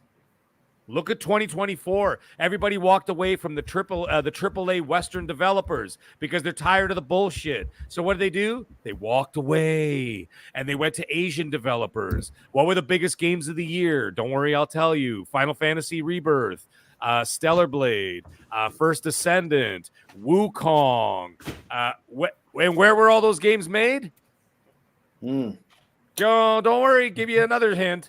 Japan, China, South Korea. Thank you, Perry. He always has to have the copies there. You know what I mean? People walked away. People stopped buying Marvel comics and DC comics because of their fucking virtue signaling and bullshit. So what did people do? They started going to manga. Right? Because they're like, this makes more sense to me, and that's what people are going to continue to do. So don't think that people are going to hang on forever. Make something that's going to keep people exactly where they are and spending money. It's not hard, and it's not a mystery. Yeah. Boys, I got to run. Jesus Christ. There you go. Yes, thank you, Dreadpool. Just remake it while you're doing the new the new Battlefield. Remake it. So release them side by side. Fuck, man. How hard is it? Man, 356 is in the chat. What's going on, brother? Good to see you here. Hey, Spider-Man. What's up, dude? Yeah, we got a lot of the regulars here. Good to see you guys. Batman's in the house. Good to see Batman here as well. Timothy Dixon is here. Doggy Dog is here. Dreadpool hanging out with us. Jesse Darby, Mental 9R. Doug 2001. Talos Ray is here. Like Jesse Darby. Saw earlier Joe Dunmore's here. Venge is here. Mental 9R is hanging out with us. So yeah, great crew here tonight, guys. Can't thank you enough for the support. And Meg, I said you gotta I gotta bail. It's super late here, and I got a couple more things to wrap up for. Well, I appreciate you being here. It means a lot to me that you can make it for the first relaunch, I guess, of the podcast. And I hope that you've enjoyed my two new panel members. I think man, you guys are fucking awesome. You guys are going to do great, man. I have all the faith in the world in you guys are having a great show. And you know what? I may not be in the chat typing in, but I will always be listening. You know that. You know I never miss a new show. I never miss and especially Gaming After Dark is back. I'll never miss it. So, And by the way, in a couple of weeks, hopefully, if all goes well, me and Mag I'm will be still hanging out waiting to with Fred. hear. Yeah, I'm still waiting to hear if my wife can get it. If she can't get it off, that's gonna be a problem. So, but if she does, then we're a go. If not, then we're not a go. That's but we'll see. We'll see how it turns out. If But it does, like I end up said, gonna go, it's going to be a fun time. Me, you, and the oh two yeah, missuses. Jesus There Christ! you go. Yeah, I know. That's what's heartbreaking if I can't do it. But either way, like I said to you on the phone, when I know, you'll know. So, Okay, brother. Gentlemen, and everybody in the chat, everybody have a great night, guys. It was friggin' awesome to be back here, and so awesome to do this. So everybody, we'll talk to you all real soon, and we'll see you in the chat. Oh yeah, and the next time you come back, make sure you hook up with Tony Baloney there, right? I was thinking about that too, and I'm like, God damn it, I didn't have enough to get it going tonight. All right, brother. Well, take care. All right, guys. Have a great night. Take care. Awesome having you. Yeah, have man. a great good night. Luck. Good luck with the show, boys. I'll be rooting for you. Sir. All right. Appreciate it, brother. Take care. There you go, guys. There's the Mag. Yes, it was a big part of Gaming After Dark in the initial run. And don't forget, you can catch him on a weekly basis Monday nights with Colt Eastwood on the X&C podcast, which I think happens at 9 p.m. Eastern, if my memory serves me correct. Make sure you're following those guys for some great gaming conversation over there. Cyber Gunner, what's happening, brother? Good to see you here as well. A lot of great people in the chat. RWK, good to see you is here. So let's kind of wrap up this conversation. Obviously, the Mag had a lot of insight on his take. So, guys, do you feel right now that and let's start with you, Proto. Do you kind of feel that Ubisoft's a little bit under the gun, a little bit in trouble here right now? I mean, I would think so. As far as the standpoint of consumer confidence, because again, delaying, the new Assassin's Creed, that definitely, and especially not showing at a Tokyo Game Show, it definitely shows like they're backpedaling on a lot of shit. And then with Star Wars shit in the bed, it's just like, yeah, I mean, are they going to be one of these ones that are like they're going to fail tomorrow? Probably not. They'll probably keep crapping garbage out for another couple of years before people really start speaking with their wallets. But then we're starting to say it's just as far as not just Ubisoft, but like the whole AAA gaming space as a whole, we're starting to see this wholesale where a lot of that shit's just declining and people are getting tired of it. Like Mag said, we're not going to pay to be beta testers. It's, that's just the way they look at us now. It's like, oh, we'll just fix it 6 months down the road and this and that. And it just, I've been feeling like a beta tester from Xbox with Game Pass. To be honest with you. And it's just, Game Pass too, but it's just across the board. A lot of people are finally starting to close the wallets off. They're finally starting to speak with their wallets, and it's making enough of an impact that it's like, oh, wait a minute, maybe we need to backpedal. But will they backpedal quick enough? Probably not. Yeah, it's but it's I don't know. I'm like the Mag, man. It's just kind of frustrating. It's like, let's just take again earlier in the show, I talked about this new Horizon Zero Dawn remaster. First of all, the first game was amazing. I don't really think this is the kind of game they need to be remastering. It makes me wonder, like why? And on top of all that bullshit, right? They're going to remaster that game, and it's fine. It's one of my favorite games I've ever played. I'm a huge Horizon fan. But did you guys notice they also jacked up the price of the original game now? Yes, they did. PlayStation Store to go buy it. It used to be typical Sony. $20-something Canadian. You go around and buy that game, and now they've jacked it like $40-something bucks. Yep. It's like, oh my god! Like seriously, guys. Like, but all you got to do is spend that $10 US to get the upgrade if you got on PS4, right? Sony won't throw you a bone unless they throw the ravaging dog in there with it. You know what I mean? Yeah. Like, Jesus, come on, man, get with it. It's craziness. Like I'm planning to buy the AC game. I really want it, as I mentioned earlier, Defeat of Japan. I'm hoping it does well. Maybe it will, maybe it won't. At the end of the day, hopefully it's a good game, and people will buy it because it's a good game, regardless of what their thoughts are on the characters, right? But I'm hoping to buy it. I'm pretty sure I'm going to buy Ghost of Yotei. I love Ghost of Tsushima so much. At the end of the day, it's not the be-all, end-all that I'd prefer to be Jin Sakai, or I'd prefer to be somebody different. But at the same time, it's not going to necessarily deter me from buying it. You know what I mean? I don't want to be that crass and that sort of immature that one little character decision is the reason I'm not buying a game. But to each their own. It's up to you. I definitely see what Mag is saying, and you guys were saying that it's not what they're doing. It's sort of the point of it, right? It just feels like it's being forced as opposed to being organic and coming from the heart. It just feels like it's not the developers making a game choice decision. I feel like it's coming from the higher ups to kind of say, you got to do this, this, and this, or we don't make a game, right? Yeah. No, I see that point. I definitely see that point.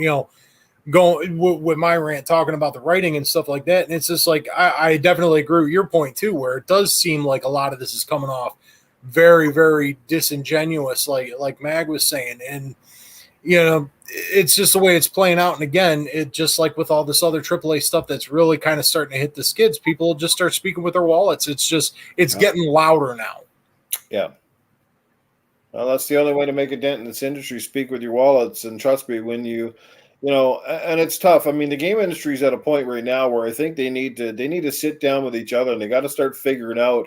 And I think it was even Sean Layden who kind of pointed this out, and I think he pointed this out a while back, that the game industry has changed a lot, technology's changed a lot, but things is like, every game doesn't need to be, say, 5,000 square kilometers in terms of landscape and scale inside of a game. And they've got to scale back projects. We're not asking for necessarily like bigger. We just want more of the same that's just really good. You know what I mean? Like a sequel to a game, a good game doesn't have to reinvent the wheel. Like Super Mario, for example. Yeah. Every time there's a Mario game coming out, they don't reinvent the wheel. They just kind of take what they've already done. They've added some, ingenuity to it. They kind of, do some clever little gimmicks or tricks within the game itself and kind of make it feel fresh. But yet it's still Mario, feels and looks like Mario. Do you know what I'm saying?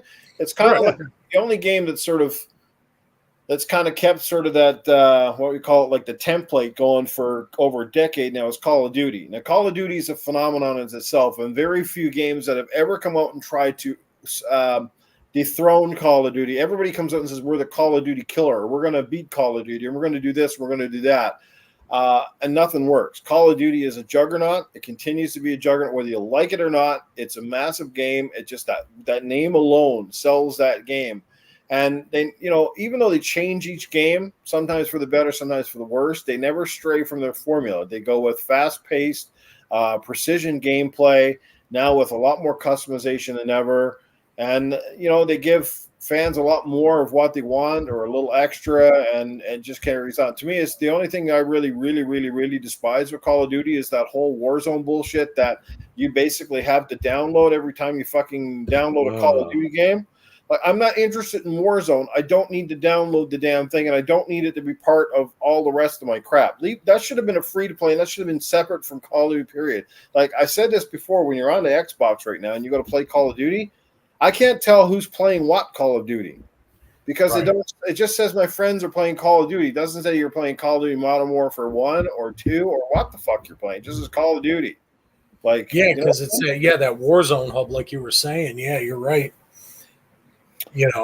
And Call of Duty being the juggernaut it is, again, that franchise is going to continue to print money regardless of how bad. I mean, look at the remake of Modern Warfare 3. That was absolute garbage. It still made bank. That was not good. Well, that's because Infinity Ward didn't have the primary directive on that one. Remember, they said Modern Warfare 3 was actually supposed to come out this year or next year. Like, it was, they moved the cycle up because the first two were so popular. Yeah, but that technically wasn't. So I think it was who had more to do with Modern Warfare 3. I think it was the other guys. Because it's 2 or 3 studio. It wasn't Treyarch. It was the other one. I can't remember. Sledgehammer. Yes, I think Sledgehammer had the largest part of the development cycle with Modern Warfare 3. But Infinity Ward was pretty much the ones that did the first two. Yeah.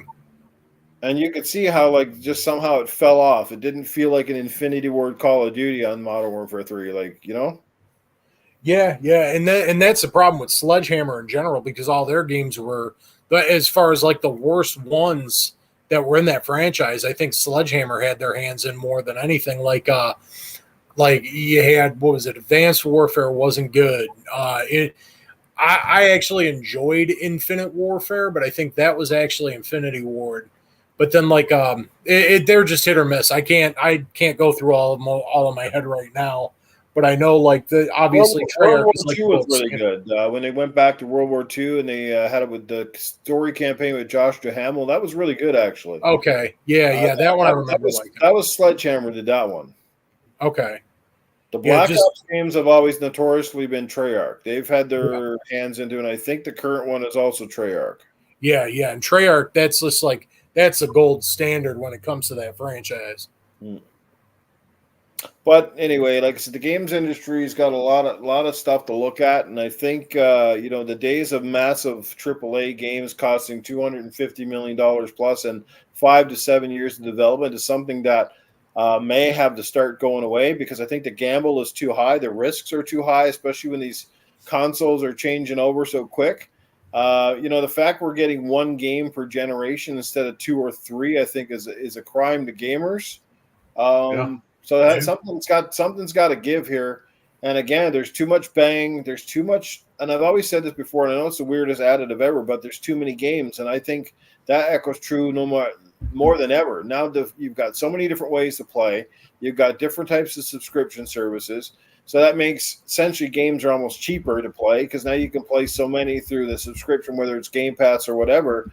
And you just don't have enough time in the day to consume all of it. And you certainly don't have enough money to keep up with all of it unless you're stinking rich and you're sitting at home in the basement playing games. Like that's the be all end all. 5 and 6 years is a long time to wait for these games, and it's such a massive gamble.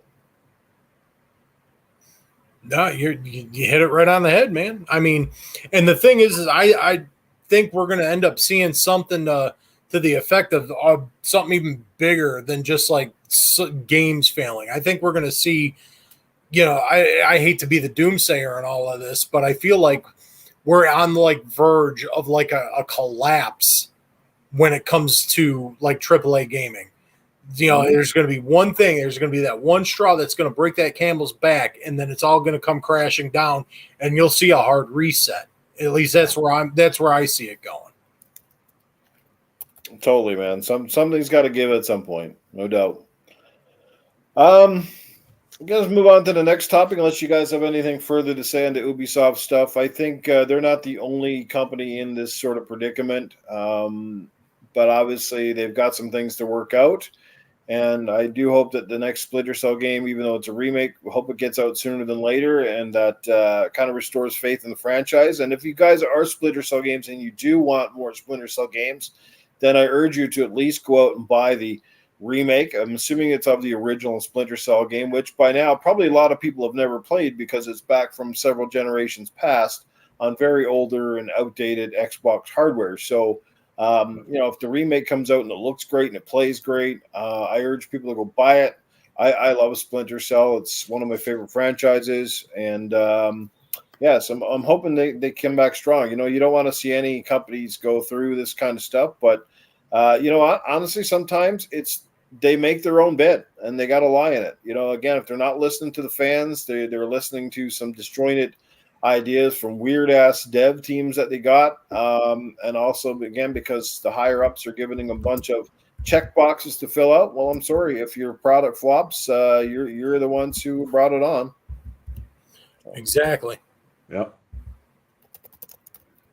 Okay, guys, let's talk about a little more positivity here this time, and let's move it over to the Tokyo Game Show. Positive alone because it's one of the few remaining big game shows of the year that remains.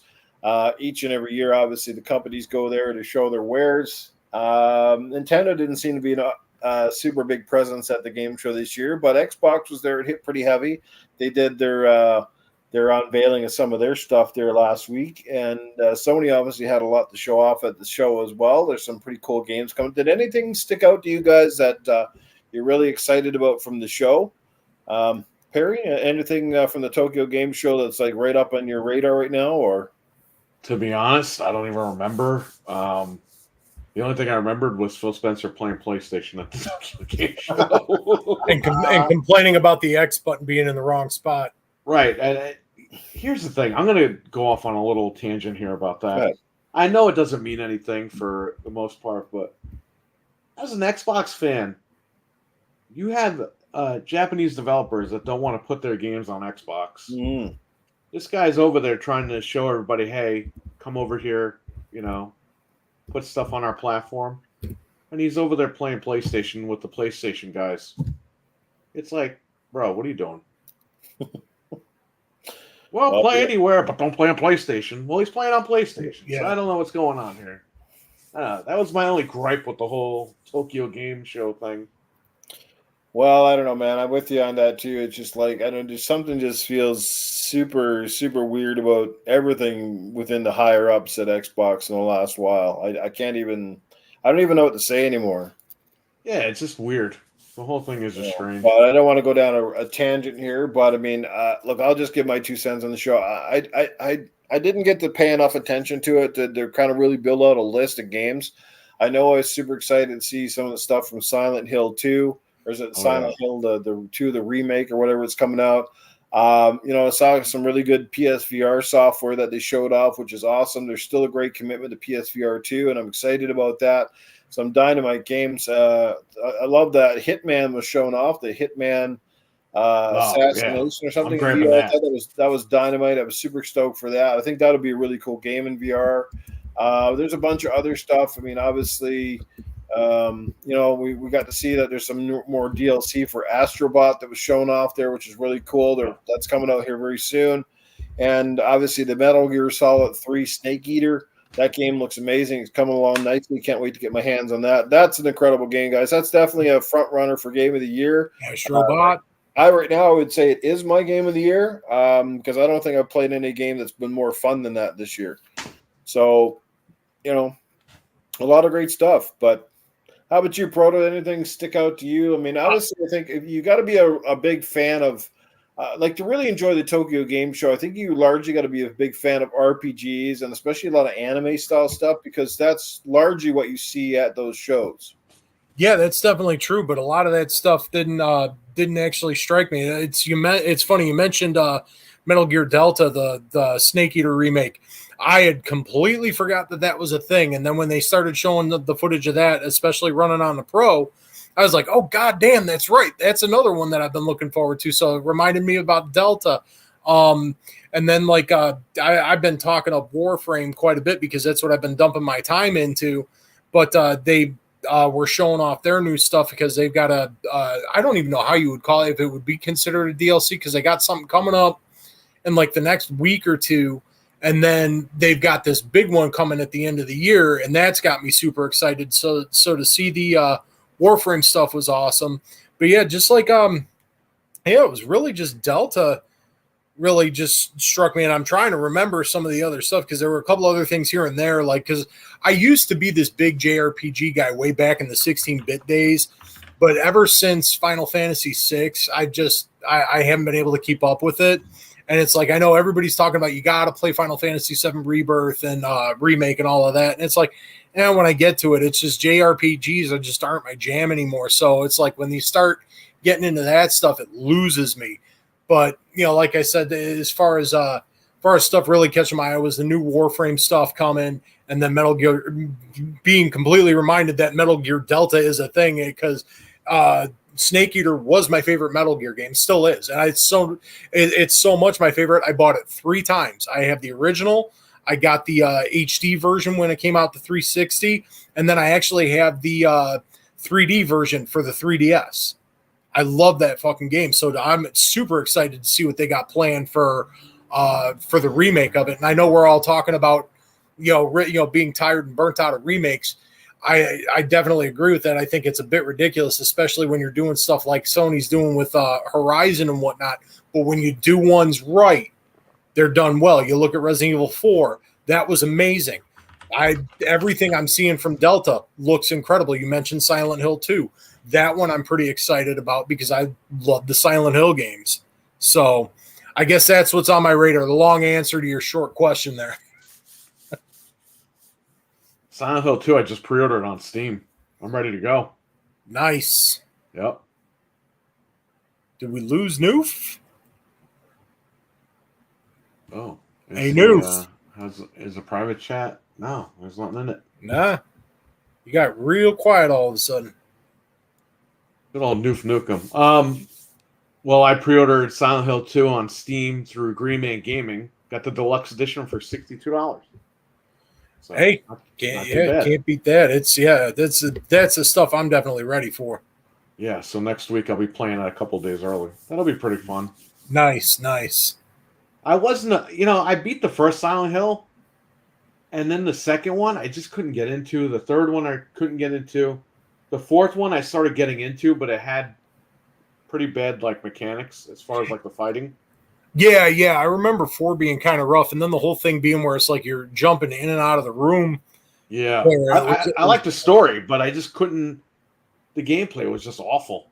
So, I tried to go back to Silent Hill 2, and to me, it was kind of boring on the PlayStation and the Xbox. But now, this one looks really good. It's like RE2 Remake. Hey, can you guys hear me now? We can hear you. Okay, I think I had something turned off in the background here. Whoops. When you're on this stupid Chromebook, like I said, your fingers, the keyboard's so compact in this thing, you hit 5 different things here.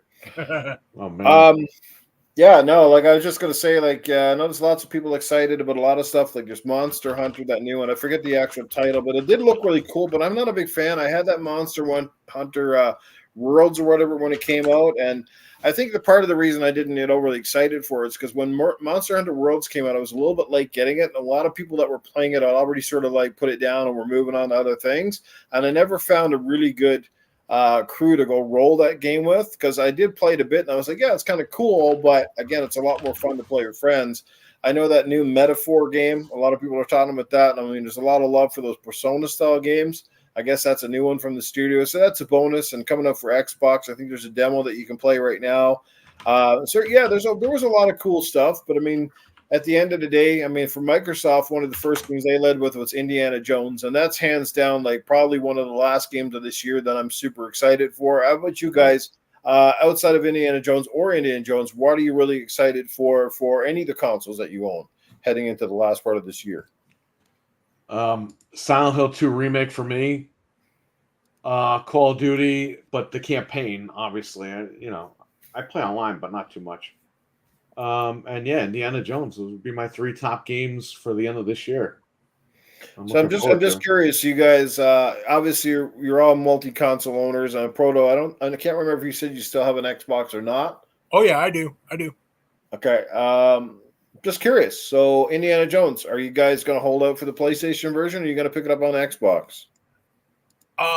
For me, I'll probably go PC. Yeah, because that's all the current Xbox stuff, because I have a One, I don't have a Series X, right. So I'll probably play it on PC. But as far as end of the year stuff, like I said, right now the biggest thing I'm looking forward to is Warframe, the next thing that's coming up at the end of the year, 1999, because that game's just tied up all my time. I'm hooked, and I just keep going with it. That's I will always say that is a free-to-play game that is done correctly. So that one's got me excited. And I don't recall when Metal Gear Delta is supposed to drop, but then like Perry mentioned too, Silent Hill 2, that's definitely on the radar. The campaign for Black Ops 6, that's definitely on my radar. That's where I'm sitting at right now. Yeah, well, I'm going to pick up Indiana Jones, obviously, for my Series X. I can't wait to get a hold of it. I'm really confident that game's going to turn out really well. I mean, I don't know if it'll win Game of the Year awards or not, but I think it's going to be solid simply because it's coming from a team with great pedigree. That is the Wolfenstein team over at Machine Games. So we know they know how to do shooters, and I think it'll be really cool to step inside the shoes of Indiana Jones. And I don't think there's ever been a first-person Indiana Jones, so that would be intriguing in itself. Rest of the year, like I said, I don't know. It depends on what release dates for a lot of stuff, but that's one of the last ones. I was planning to get Assassin's Creed, but that's been moved. So we'll just have to see how the rest of the year pans out. I know there was 2 or 3 more on the radar, but I just for the like of it, I can't think of what they are right now. Definitely excited for for that game. And like I said, there was a lot of good stuff at Tokyo. So for the most part, yeah, it's good. Lots of games on the way. So lots to play. Yeah, definitely, for sure, man. Lots of good stuff. If you hear a dog scuttling in the background, she's working her way to get outside. So, well, I'm pretty sure if I had my laptop on a table right now, I'm pretty sure that the cats would be climbing over the keyboard. Because it's in my lap, I've kind of nullified that little sit-down space for those things. No, Cat, no, Kitty, no. I can't wait for the end of this month, and that'll be one of the discussions. Let me just see what the calendar looks like, because the 22nd of the month is when I'm going to be in Niagara, so there won't be a podcast that Tuesday night, unfortunately. But is there one? Let me just see if there's one more podcast before Halloween, because I always like to do the Halloween podcast where we talk about, yes, on the 29th of October, will be a Halloween podcast. I encourage our panel members and stuff, if you wish, to maybe dress up for that one. Oh, I definitely will. I got stuff. That might be a week that I'll do the camera thing, and and talk about perhaps our favorite horror games and stuff like that. So, whether one's coming out or ones that we've played, known, and loved. I'm not the biggest horror game fan, but I do appreciate a few every now and then. And I'd have to say one of my favorites over the past couple of years was definitely Resident Evil 7. Ooh, yeah. That was pretty wild. So, and playing Resident Evil 4 in VR, like, that was just a completely new and incredible experience. So I couldn't even imagine, man. The way that remake was done was just like chef's kiss, right? And then playing that stuff in VR, man, would that just freak me out, especially the fucking regenerators. Fuck them fucking things. Dude, in VR playing RE4, and the best thing about it's funny, and the game still has all of the scares. But the coolest thing I like with VR makes the game easier in a way because you're so precise with your shooting. Oh yeah. Right? That's the thing. You can be a lot more precise with your shooting as opposed to when you got a controller, you're trying to get the headshots. There's that little bob and weave, so you kind of miss sometimes. Yeah. It's pretty cool. And fighting the big gravel pit ogre, that was pretty wild. Oof. Yeah, I can't imagine none of that stuff. Sooner or later, I'll end up dipping my toes into that VR pool. And man, I just to see that stuff like that would just be wild. I've seen gameplay footage of different stuff like that in VR. Just seeing like RE7 and Doom Eternal in 2016. That stuff that just looks wild to me. Well, did you guys see the video for the new Metro in VR? Holy man, I bet you that'll scare the shit out of you. Oh yeah. Yeah, and the graphics are coming a lot better now in the newer VR sets. They're not as primitive as they were in years past. Like, things look really good. Resident Evil 4 VR, it looked amazing. So, yeah. I know, lots of VR hate still out there. A lot of people just got a misconception of it. But honestly, I love the stuff, and I can't sing the praise of it enough. I wish Sony would back the PSVR a bit more. I mean, obviously they're getting plenty of third-party support. There's quite a few games out there right now that you can get for your PSVR too, but I'd like to see Sony dip their hands in and bring some of their big franchises to VR, like SOCOM or like anything like that would be really cool. Imagine an Uncharted game in VR, for example, would be kind of cool. Oh, from a first-person perspective. Yeah, that would be kind of cool now you think about it. Yeah. Yeah. Jumping Flash VR. Come on. Oh, there you go. Jumping Flash VR. Jumping Flash. Yeah, that'll make you puke. Eh? That would be the viral campaign, right? It's so good that everyone's so realistic. People are throwing up. Here would be a cool idea for you in VR, like a Twisted Metal game in VR where you're in sort of a big ass city. Oh, you're singing to my heart right now, Newt. And then you're in the car. Because driving games, there's no better franchise or sort of a genre of game that lends itself really well to VR, and it's easier to get into because you're obviously in a set-top car. So could you imagine driving your favorite vehicles from Twisted Metal and hunting down your opponents in real time and kicking ass? That would be so dope. Oh my God, man. Yeah, just put me in the Nemesis semi-truck and I'm good to go. That would be awesome, man. That would look so cool seeing that in like the VR stuff. Yeah, it's deadly, deadly. Um, Anyway, I don't want to bore everybody to death with the VR talk because I know a lot of people don't really like it. But hey, I got to talk about it once in a while because I love it and it's a lot of fun. And if you guys have a PlayStation VR 2 headset, please add me on PlayStation VR. Let's go play some of it because I got some great co-op games. I just recently downloaded. It's called Crossfire Sierra Squad. It's a military shooter, and it's a fucking ton of fun with some buddies. I played it with some random guys and we had a blast. So playing with some buddies would be just dope. It's just pretty cool, man. Actually feeling like a real SWAT team and going around the corners and throwing grenades and shit. It's pretty cool. Definitely sounds awesome. Oh man, like reloading your guns in VR is like doing it like the real thing where you got to pull the clip out of your holster and stick it in the bottom of the gun and cock the lever. It's just something cool about that whole experience. Yeah, it sounds like you're going to keep talking and you're going to convince me to try and get one of these things. Oh man, and PSVR 2, man, is because it's so much more advanced than the original PSVR. Like that whole motion sickness part, you'll get over that really, really quick because of the high fidelity lenses, the better tracking, the fact the headset is not like super heavy or sweaty. So I think there's a lot of good things with PSVR 2 that could certainly sell people. If you weren't quite sold on the first one, the second one is much better experience. That's for sure. Definitely getting sold on it. Oh, and Gran Turismo 7, dude. Oh man, like that's a system seller in itself. It's just amazing getting inside your favorite cars and actually turning your head and looking out the side windows. Oh man. When cars are coming up, you can hear the motors. And they got that muted sound because you're inside of the car. It's so cool. And then if you flick it to the other view and play it, yeah, you'll hear it like the regular. But inside the cockpit view in VR is wild. Just looking out and seeing how close you are to these cars is just incredible. Definitely sounds like it. And then we got Dreadpool talking about the MILF Hunter game in VR. And don't worry, there's no porno apps for PSVR 2. Hate to say it. Not yet, anyway. Not yet. Anyway, we're going to get ready to close the show. This has been a dynamite show. Any further topics though from you guys? Anything you want to bring up at all? I think we covered everything I was thinking of this week. Okay. Yeah, I'm good. So next week, just want to let everybody know that we're going to have some special guests here. It might be one or maybe two, but I do believe our good friend Anthony is going to be joining us this week. You'll often find him with Perry and on his podcast over the Game Complainers. So that's going to be a lot of fun. Looking forward to have him here. And he'll also be I think he's going to be giving us a rundown on the new Silent Hill game, is he not?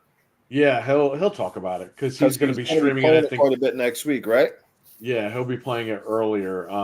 He bought the deluxe edition, so yeah, it's made by Team Bloober, the people behind what was that last game that Bloober team did on Xbox? Well, it's out for the PlayStation 2. The Medium. Yeah, did you guys like that? Because I actually thought it was pretty good. Yeah, I never got the chance to check out the Medium. No, you should do it. It's a pretty good. I actually enjoyed it. I beat the Medium, and I gave it 5 stars. Like I rated it on Xbox 5 stars, and I said, it's a great game. The story was kind of convoluted because you think it's going one way, and then it just goes like 2 different other ways, and you're like, what the hell's going on? But I think they really had something great on their hands, and now they got a chance with Silent Hill. So let's see how they get this done. Well, the Medium goes on my list for sure. I'll tell you when it comes to horror games, I'll tell you 2 recent ones. One that disappointed me and one that went above expectations. The one that disappointed me was Scorn. Scorn looked amazing. I loved the graphic art style. I like that A.G. Geiger stuff or the alien kind of vibe I was getting. But that game was frustrating. The puzzles were absolutely brutal.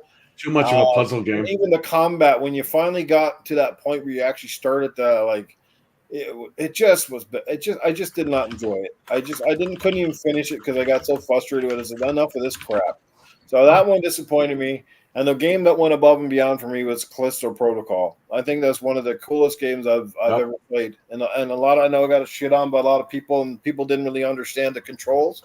But once you got used to it, actually, I understood why they went with that control scheme and how cool it was. Because, man, you really got into the heat of the battle with that stuff. and you had to keep moving. And I just loved it. I loved the graphics. I thought, a game that really looked very next gen. Yep. It was awesome. It was a great game. I take Callisto Protocol over Dead Space. Really? Callisto Protocol, I beat that. I beat the actual campaign, and then the DLC, I beat that. You definitely want to check out the DLC for that game because it almost rivals the campaign. I won't spoil it, but you get a weapon, and you're like, why couldn't I get this weapon in the campaign? Just enjoy the game. It's great. I haven't played it, but let me guess, probably got something to do with a chainsaw. No, but it's in that realm. Okay. Okay. See, now those are also two other games that I've been meaning to check out. I haven't got there yet. Now I'm sold. I'm sold on Callisto. I'm kind of sad to hear that Scorn was disappointing, though, man. That one that looks so cool.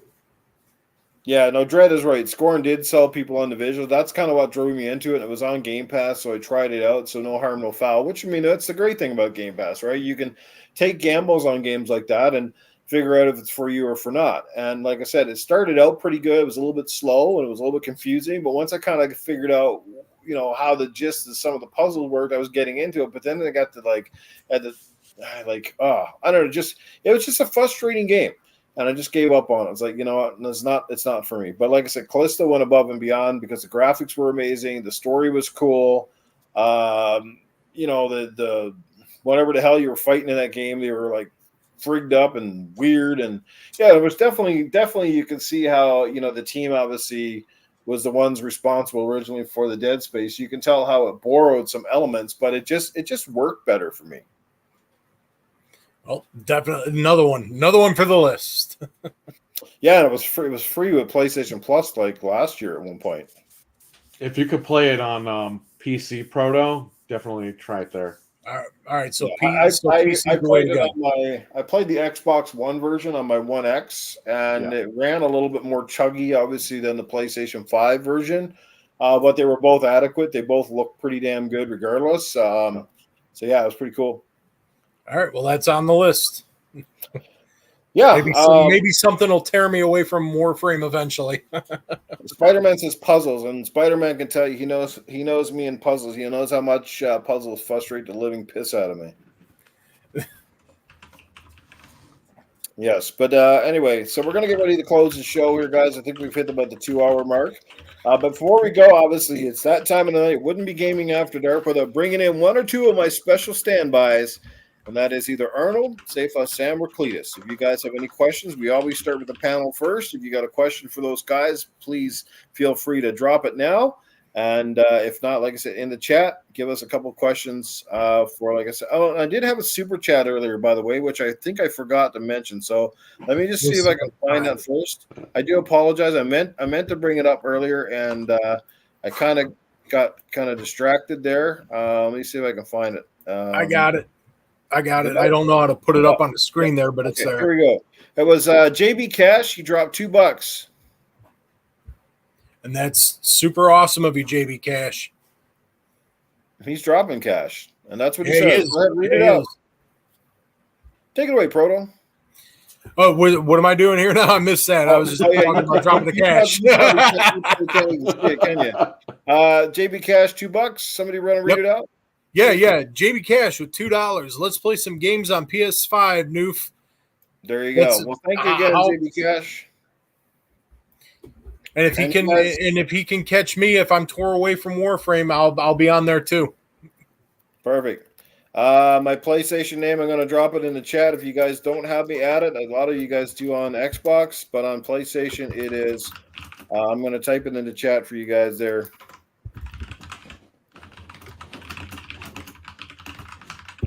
There you go. It's coming up in the chat, so if you guys don't have me at it, please add me. Send me a message though to let me know exactly who the hell you are.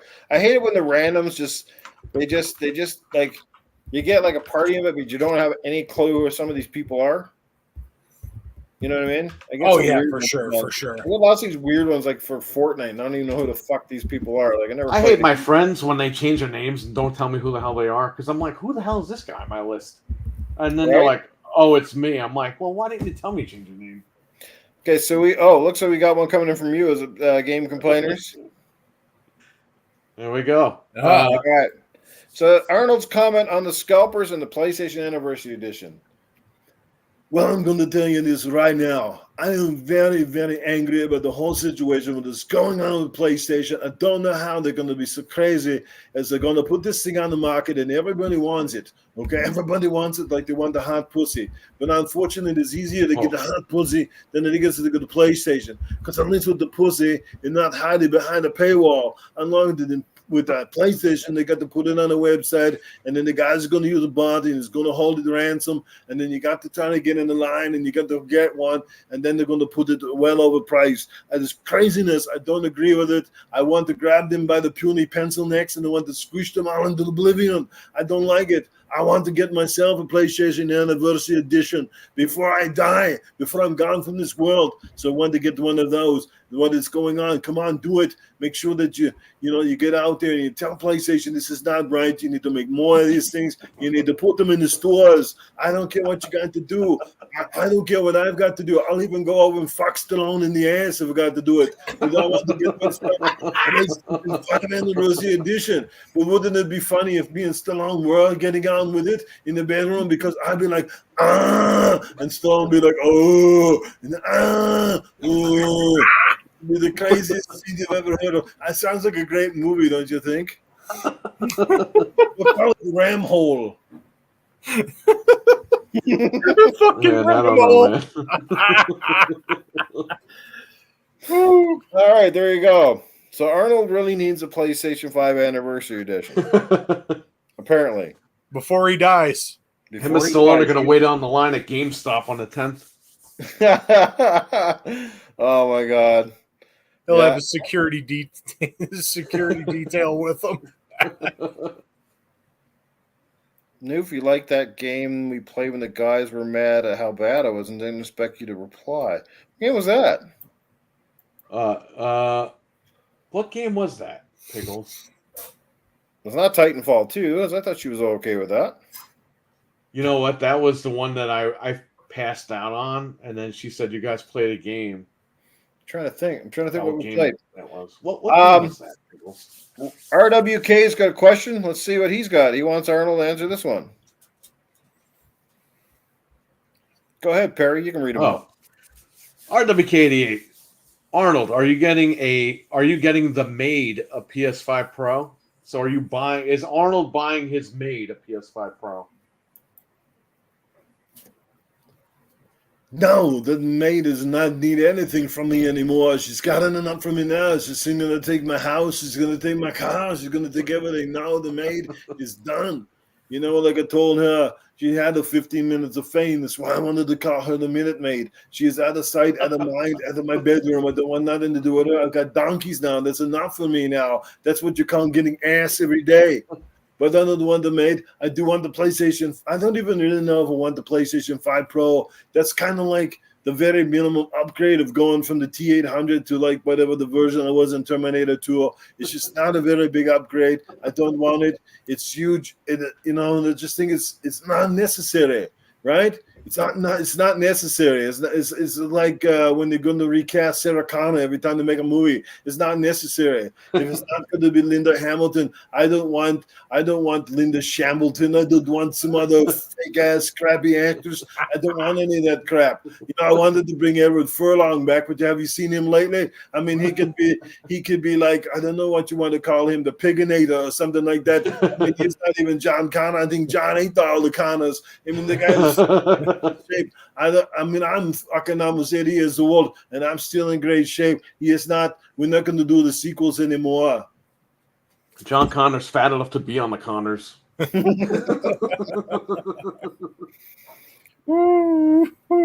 on the rage quit. I'm trying to think. I mean, sometimes I rage quit when it's God, what the hell? Was it Halo maybe? Might have been Halo. Because I know there was one of the games and I couldn't kill anybody. I was just like, I think it was like 0 and like fucking 20. It's like shooting everybody and I just die. I was like, what the hell was that? Could have been Halo. Right. That wouldn't surprise me. Yeah. But anyway, could have been Gears too. Gears makes me rage, even though I love the shit out of Gears. But yeah. Any more questions? We got one for Cletus or Safe House Sam. Anybody? I think everybody blew their load on Arnie wanting a PS5 Pro. All right. Well, if you got no questions, I will bring in this guy because I think he's got a few things to say. Yo, you there? Yeah, man, this is Safe House Sam. I'm in the building, baby. Yeah, motherfuckers. I hope you're holding on to your assholes because I'm about to get raw up in here. Some bitch here, boy. Let me tell you that. Yeah, it's good to be here. It's good to see all this chat. You guys are amazing. Man, we got the game complainers. We got Proto Foxy. I mean, honest to God, the Mag even came out here and made an appearance tonight. It was fucking fantastic. I mean, honest to God, almost everybody came except for that fruit little fucking Titan Drago. Couldn't drag his ass in a bit. I don't know what he's doing. He playing that fucking smack game. I never seen a guy play that fucking piece of shit game so much of my fucking life. That's all I heard was smack. Swear to God, he gives it to his old lady. He must be like, I want to smack you right now. You know what I mean? Seriously. You ain't done it right till you fuck with smack. You know what I mean? That's what I'm saying. But anyway, man, the fucking games industry fucked up right now. Let me tell you. Like, honest to God, what the fuck? I mean, you see that fucking game that Sony put out, fucking Concord? They might as well call that game Oh Lord, because Oh Lord, that shit went down fast. Honest to God, that game went down faster than you could boot up a PlayStation 5. I mean, it was out, it was gone. What the fuck is that? That was in the bin. I saw it in the bin the other day. Somebody selling it for $5. I'm like, what the fuck you gonna buy that goddamn fucking game for $5? I mean, why, you gonna get a beer coaster? I mean, ain't no good for nothing. Silver shut down. And you know what? And good on it. Because all about they didn't even put a fucking white crack in that game. You know what they put in there with all these fucking weird ass, pink haired, fluffy ass motherfuckers in that fucking game. You know what I mean? Like, honest to God, what the fuck are they doing? You know, I didn't ask for that bullshit. You didn't ask for that bullshit. They didn't even put a fucking white dude in the game. You know what I mean? Well, what the fuck is that? That's like fucking taking the stormtroopers out of fucking Star Wars. You know what I mean? I'm fucking glad that fucking shit died. I mean, what was you thinking? What the fuck you think? And honest to God, seriously, Sony's sitting on landmines. They're sitting on fucking SoCal. They're sitting on Resistance Fall of Man. And they don't want to make it. They just want to keep bringing out the same weird-ass garbage shit that no one ain't even asking for. You know what I'm saying? Like, seriously. So get with your program. I'm glad Concord died. I'm about to die, too, because I'm about to have an aneurysm. Better keep him from having that aneurysm. That wouldn't be any good. I'm about to get me some baby oil. I'm gonna go diddy. That's the kind of world we're living in now, baby. Yep. Oh man. Oh man. Oh, All right, guys, there you go. There's Safe as Sam. He just wanted to come in here and have his 2 cents worth. Holy man. I'm sweating now after that shit. That's epic. Oh, man. But anyway, guys, fantastic first show. I can't thank you enough for being here and, again, being a part of this journey. I hope you enjoyed it as well. It was good to have the Mag here. It didn't feel right not to have them here, per se. Next week, I'm looking forward to some guests. Hopefully, we'll have a couple of great topics as well. And like I said, and if you guys have some questions or topics you'd like us to talk about, feel free to drop them in the chat or whatever. But anyway, let's let these guys get out of here. The night is getting late. We'll start with the game complainers. Let people know where they can check out your channel or your social media right here. We're on Twitter /X Game Complainers, but with a Z because somebody took our name originally. But we're on YouTube, The Game Complainers, and we podcast every Wednesday night between 9 and 10 p.m. Eastern. And that's pretty much it. There you go. Well, that's something, man. Hopefully more people will come check out your channel, check out some of your great tech videos that you do. And again, show your love and support for Barry. He's a real OG, man. And when it comes to physical gaming, that's one of the reasons I have him on this show, because we share a lot of the same similarities, and we love our physical media. We love gaming in general. Look at that, man. Look at that. He's got hard copies. Timothy Dixon, thanks for being here, man. A lot of the same people were here. People that are new to the show, thank you for coming out. We hope that you enjoyed the very first episode. Proto Foxy, obviously it's amazing to have you back in the fold. So happy that you could accept this invitation. I hope you enjoyed yourself for the first show. and let people know at least where they can catch you on social media, at least for the time being, or any videos you got coming up. First off, I'm going to say thanks, Noof and Perry, for having me out here. This is awesome, and I'm just so glad to be a part of it. As far as all that good stuff goes, Twitter, X, whatever the hell you want to call it, YouTube stuff, just look up Proto Foxy, you'll find me. Gonna start adding gameplay stuff back to the channel soon, so if you want to see me fuck around with action figures and magic cards for a bit before I start putting my gameplay stuff back up there, that's where that is. And for whatever reason, I couldn't put it in the chat, maybe because of my my PSN name, but for anyone looking to get games on PSN, it's Happy Emo Puncher. So something in there probably didn't jive with the chat. And then on Xbox, it's Proto Foxy. So that's where you find me. But this has been amazing. The chat was amazing. Mag was amazing. Perry, you're amazing. Noof, you're amazing. It's just amazing. I'm so happy to be a part of this. Thanks, Carly. You're amazing too, buddy. Oh, well, thank you, sir. Yeah, it was a good show, guys. A great, again, it definitely felt like a gaming after dark kind of podcast. But until next week, and yes, we will be back next week. On the 22nd, there will be no podcast again because I will be away. And then after that, the final one of the month will be on the 29th, a couple of days ahead of Halloween. We'll do a Halloween special. It should be a fun show. And perhaps, as I said in the chat, we might even do a little horror game giveaway for that particular episode. But in the meantime, you guys, I hope you enjoyed the first show. Leave us your comments, hit subscribe, share the stuff out, and we'll see you again next Tuesday at 9:30 Eastern, 8:30 Central, and 7:30 Mountain Time. Take care, everybody, and we'll catch you on the next one. See ya. Later.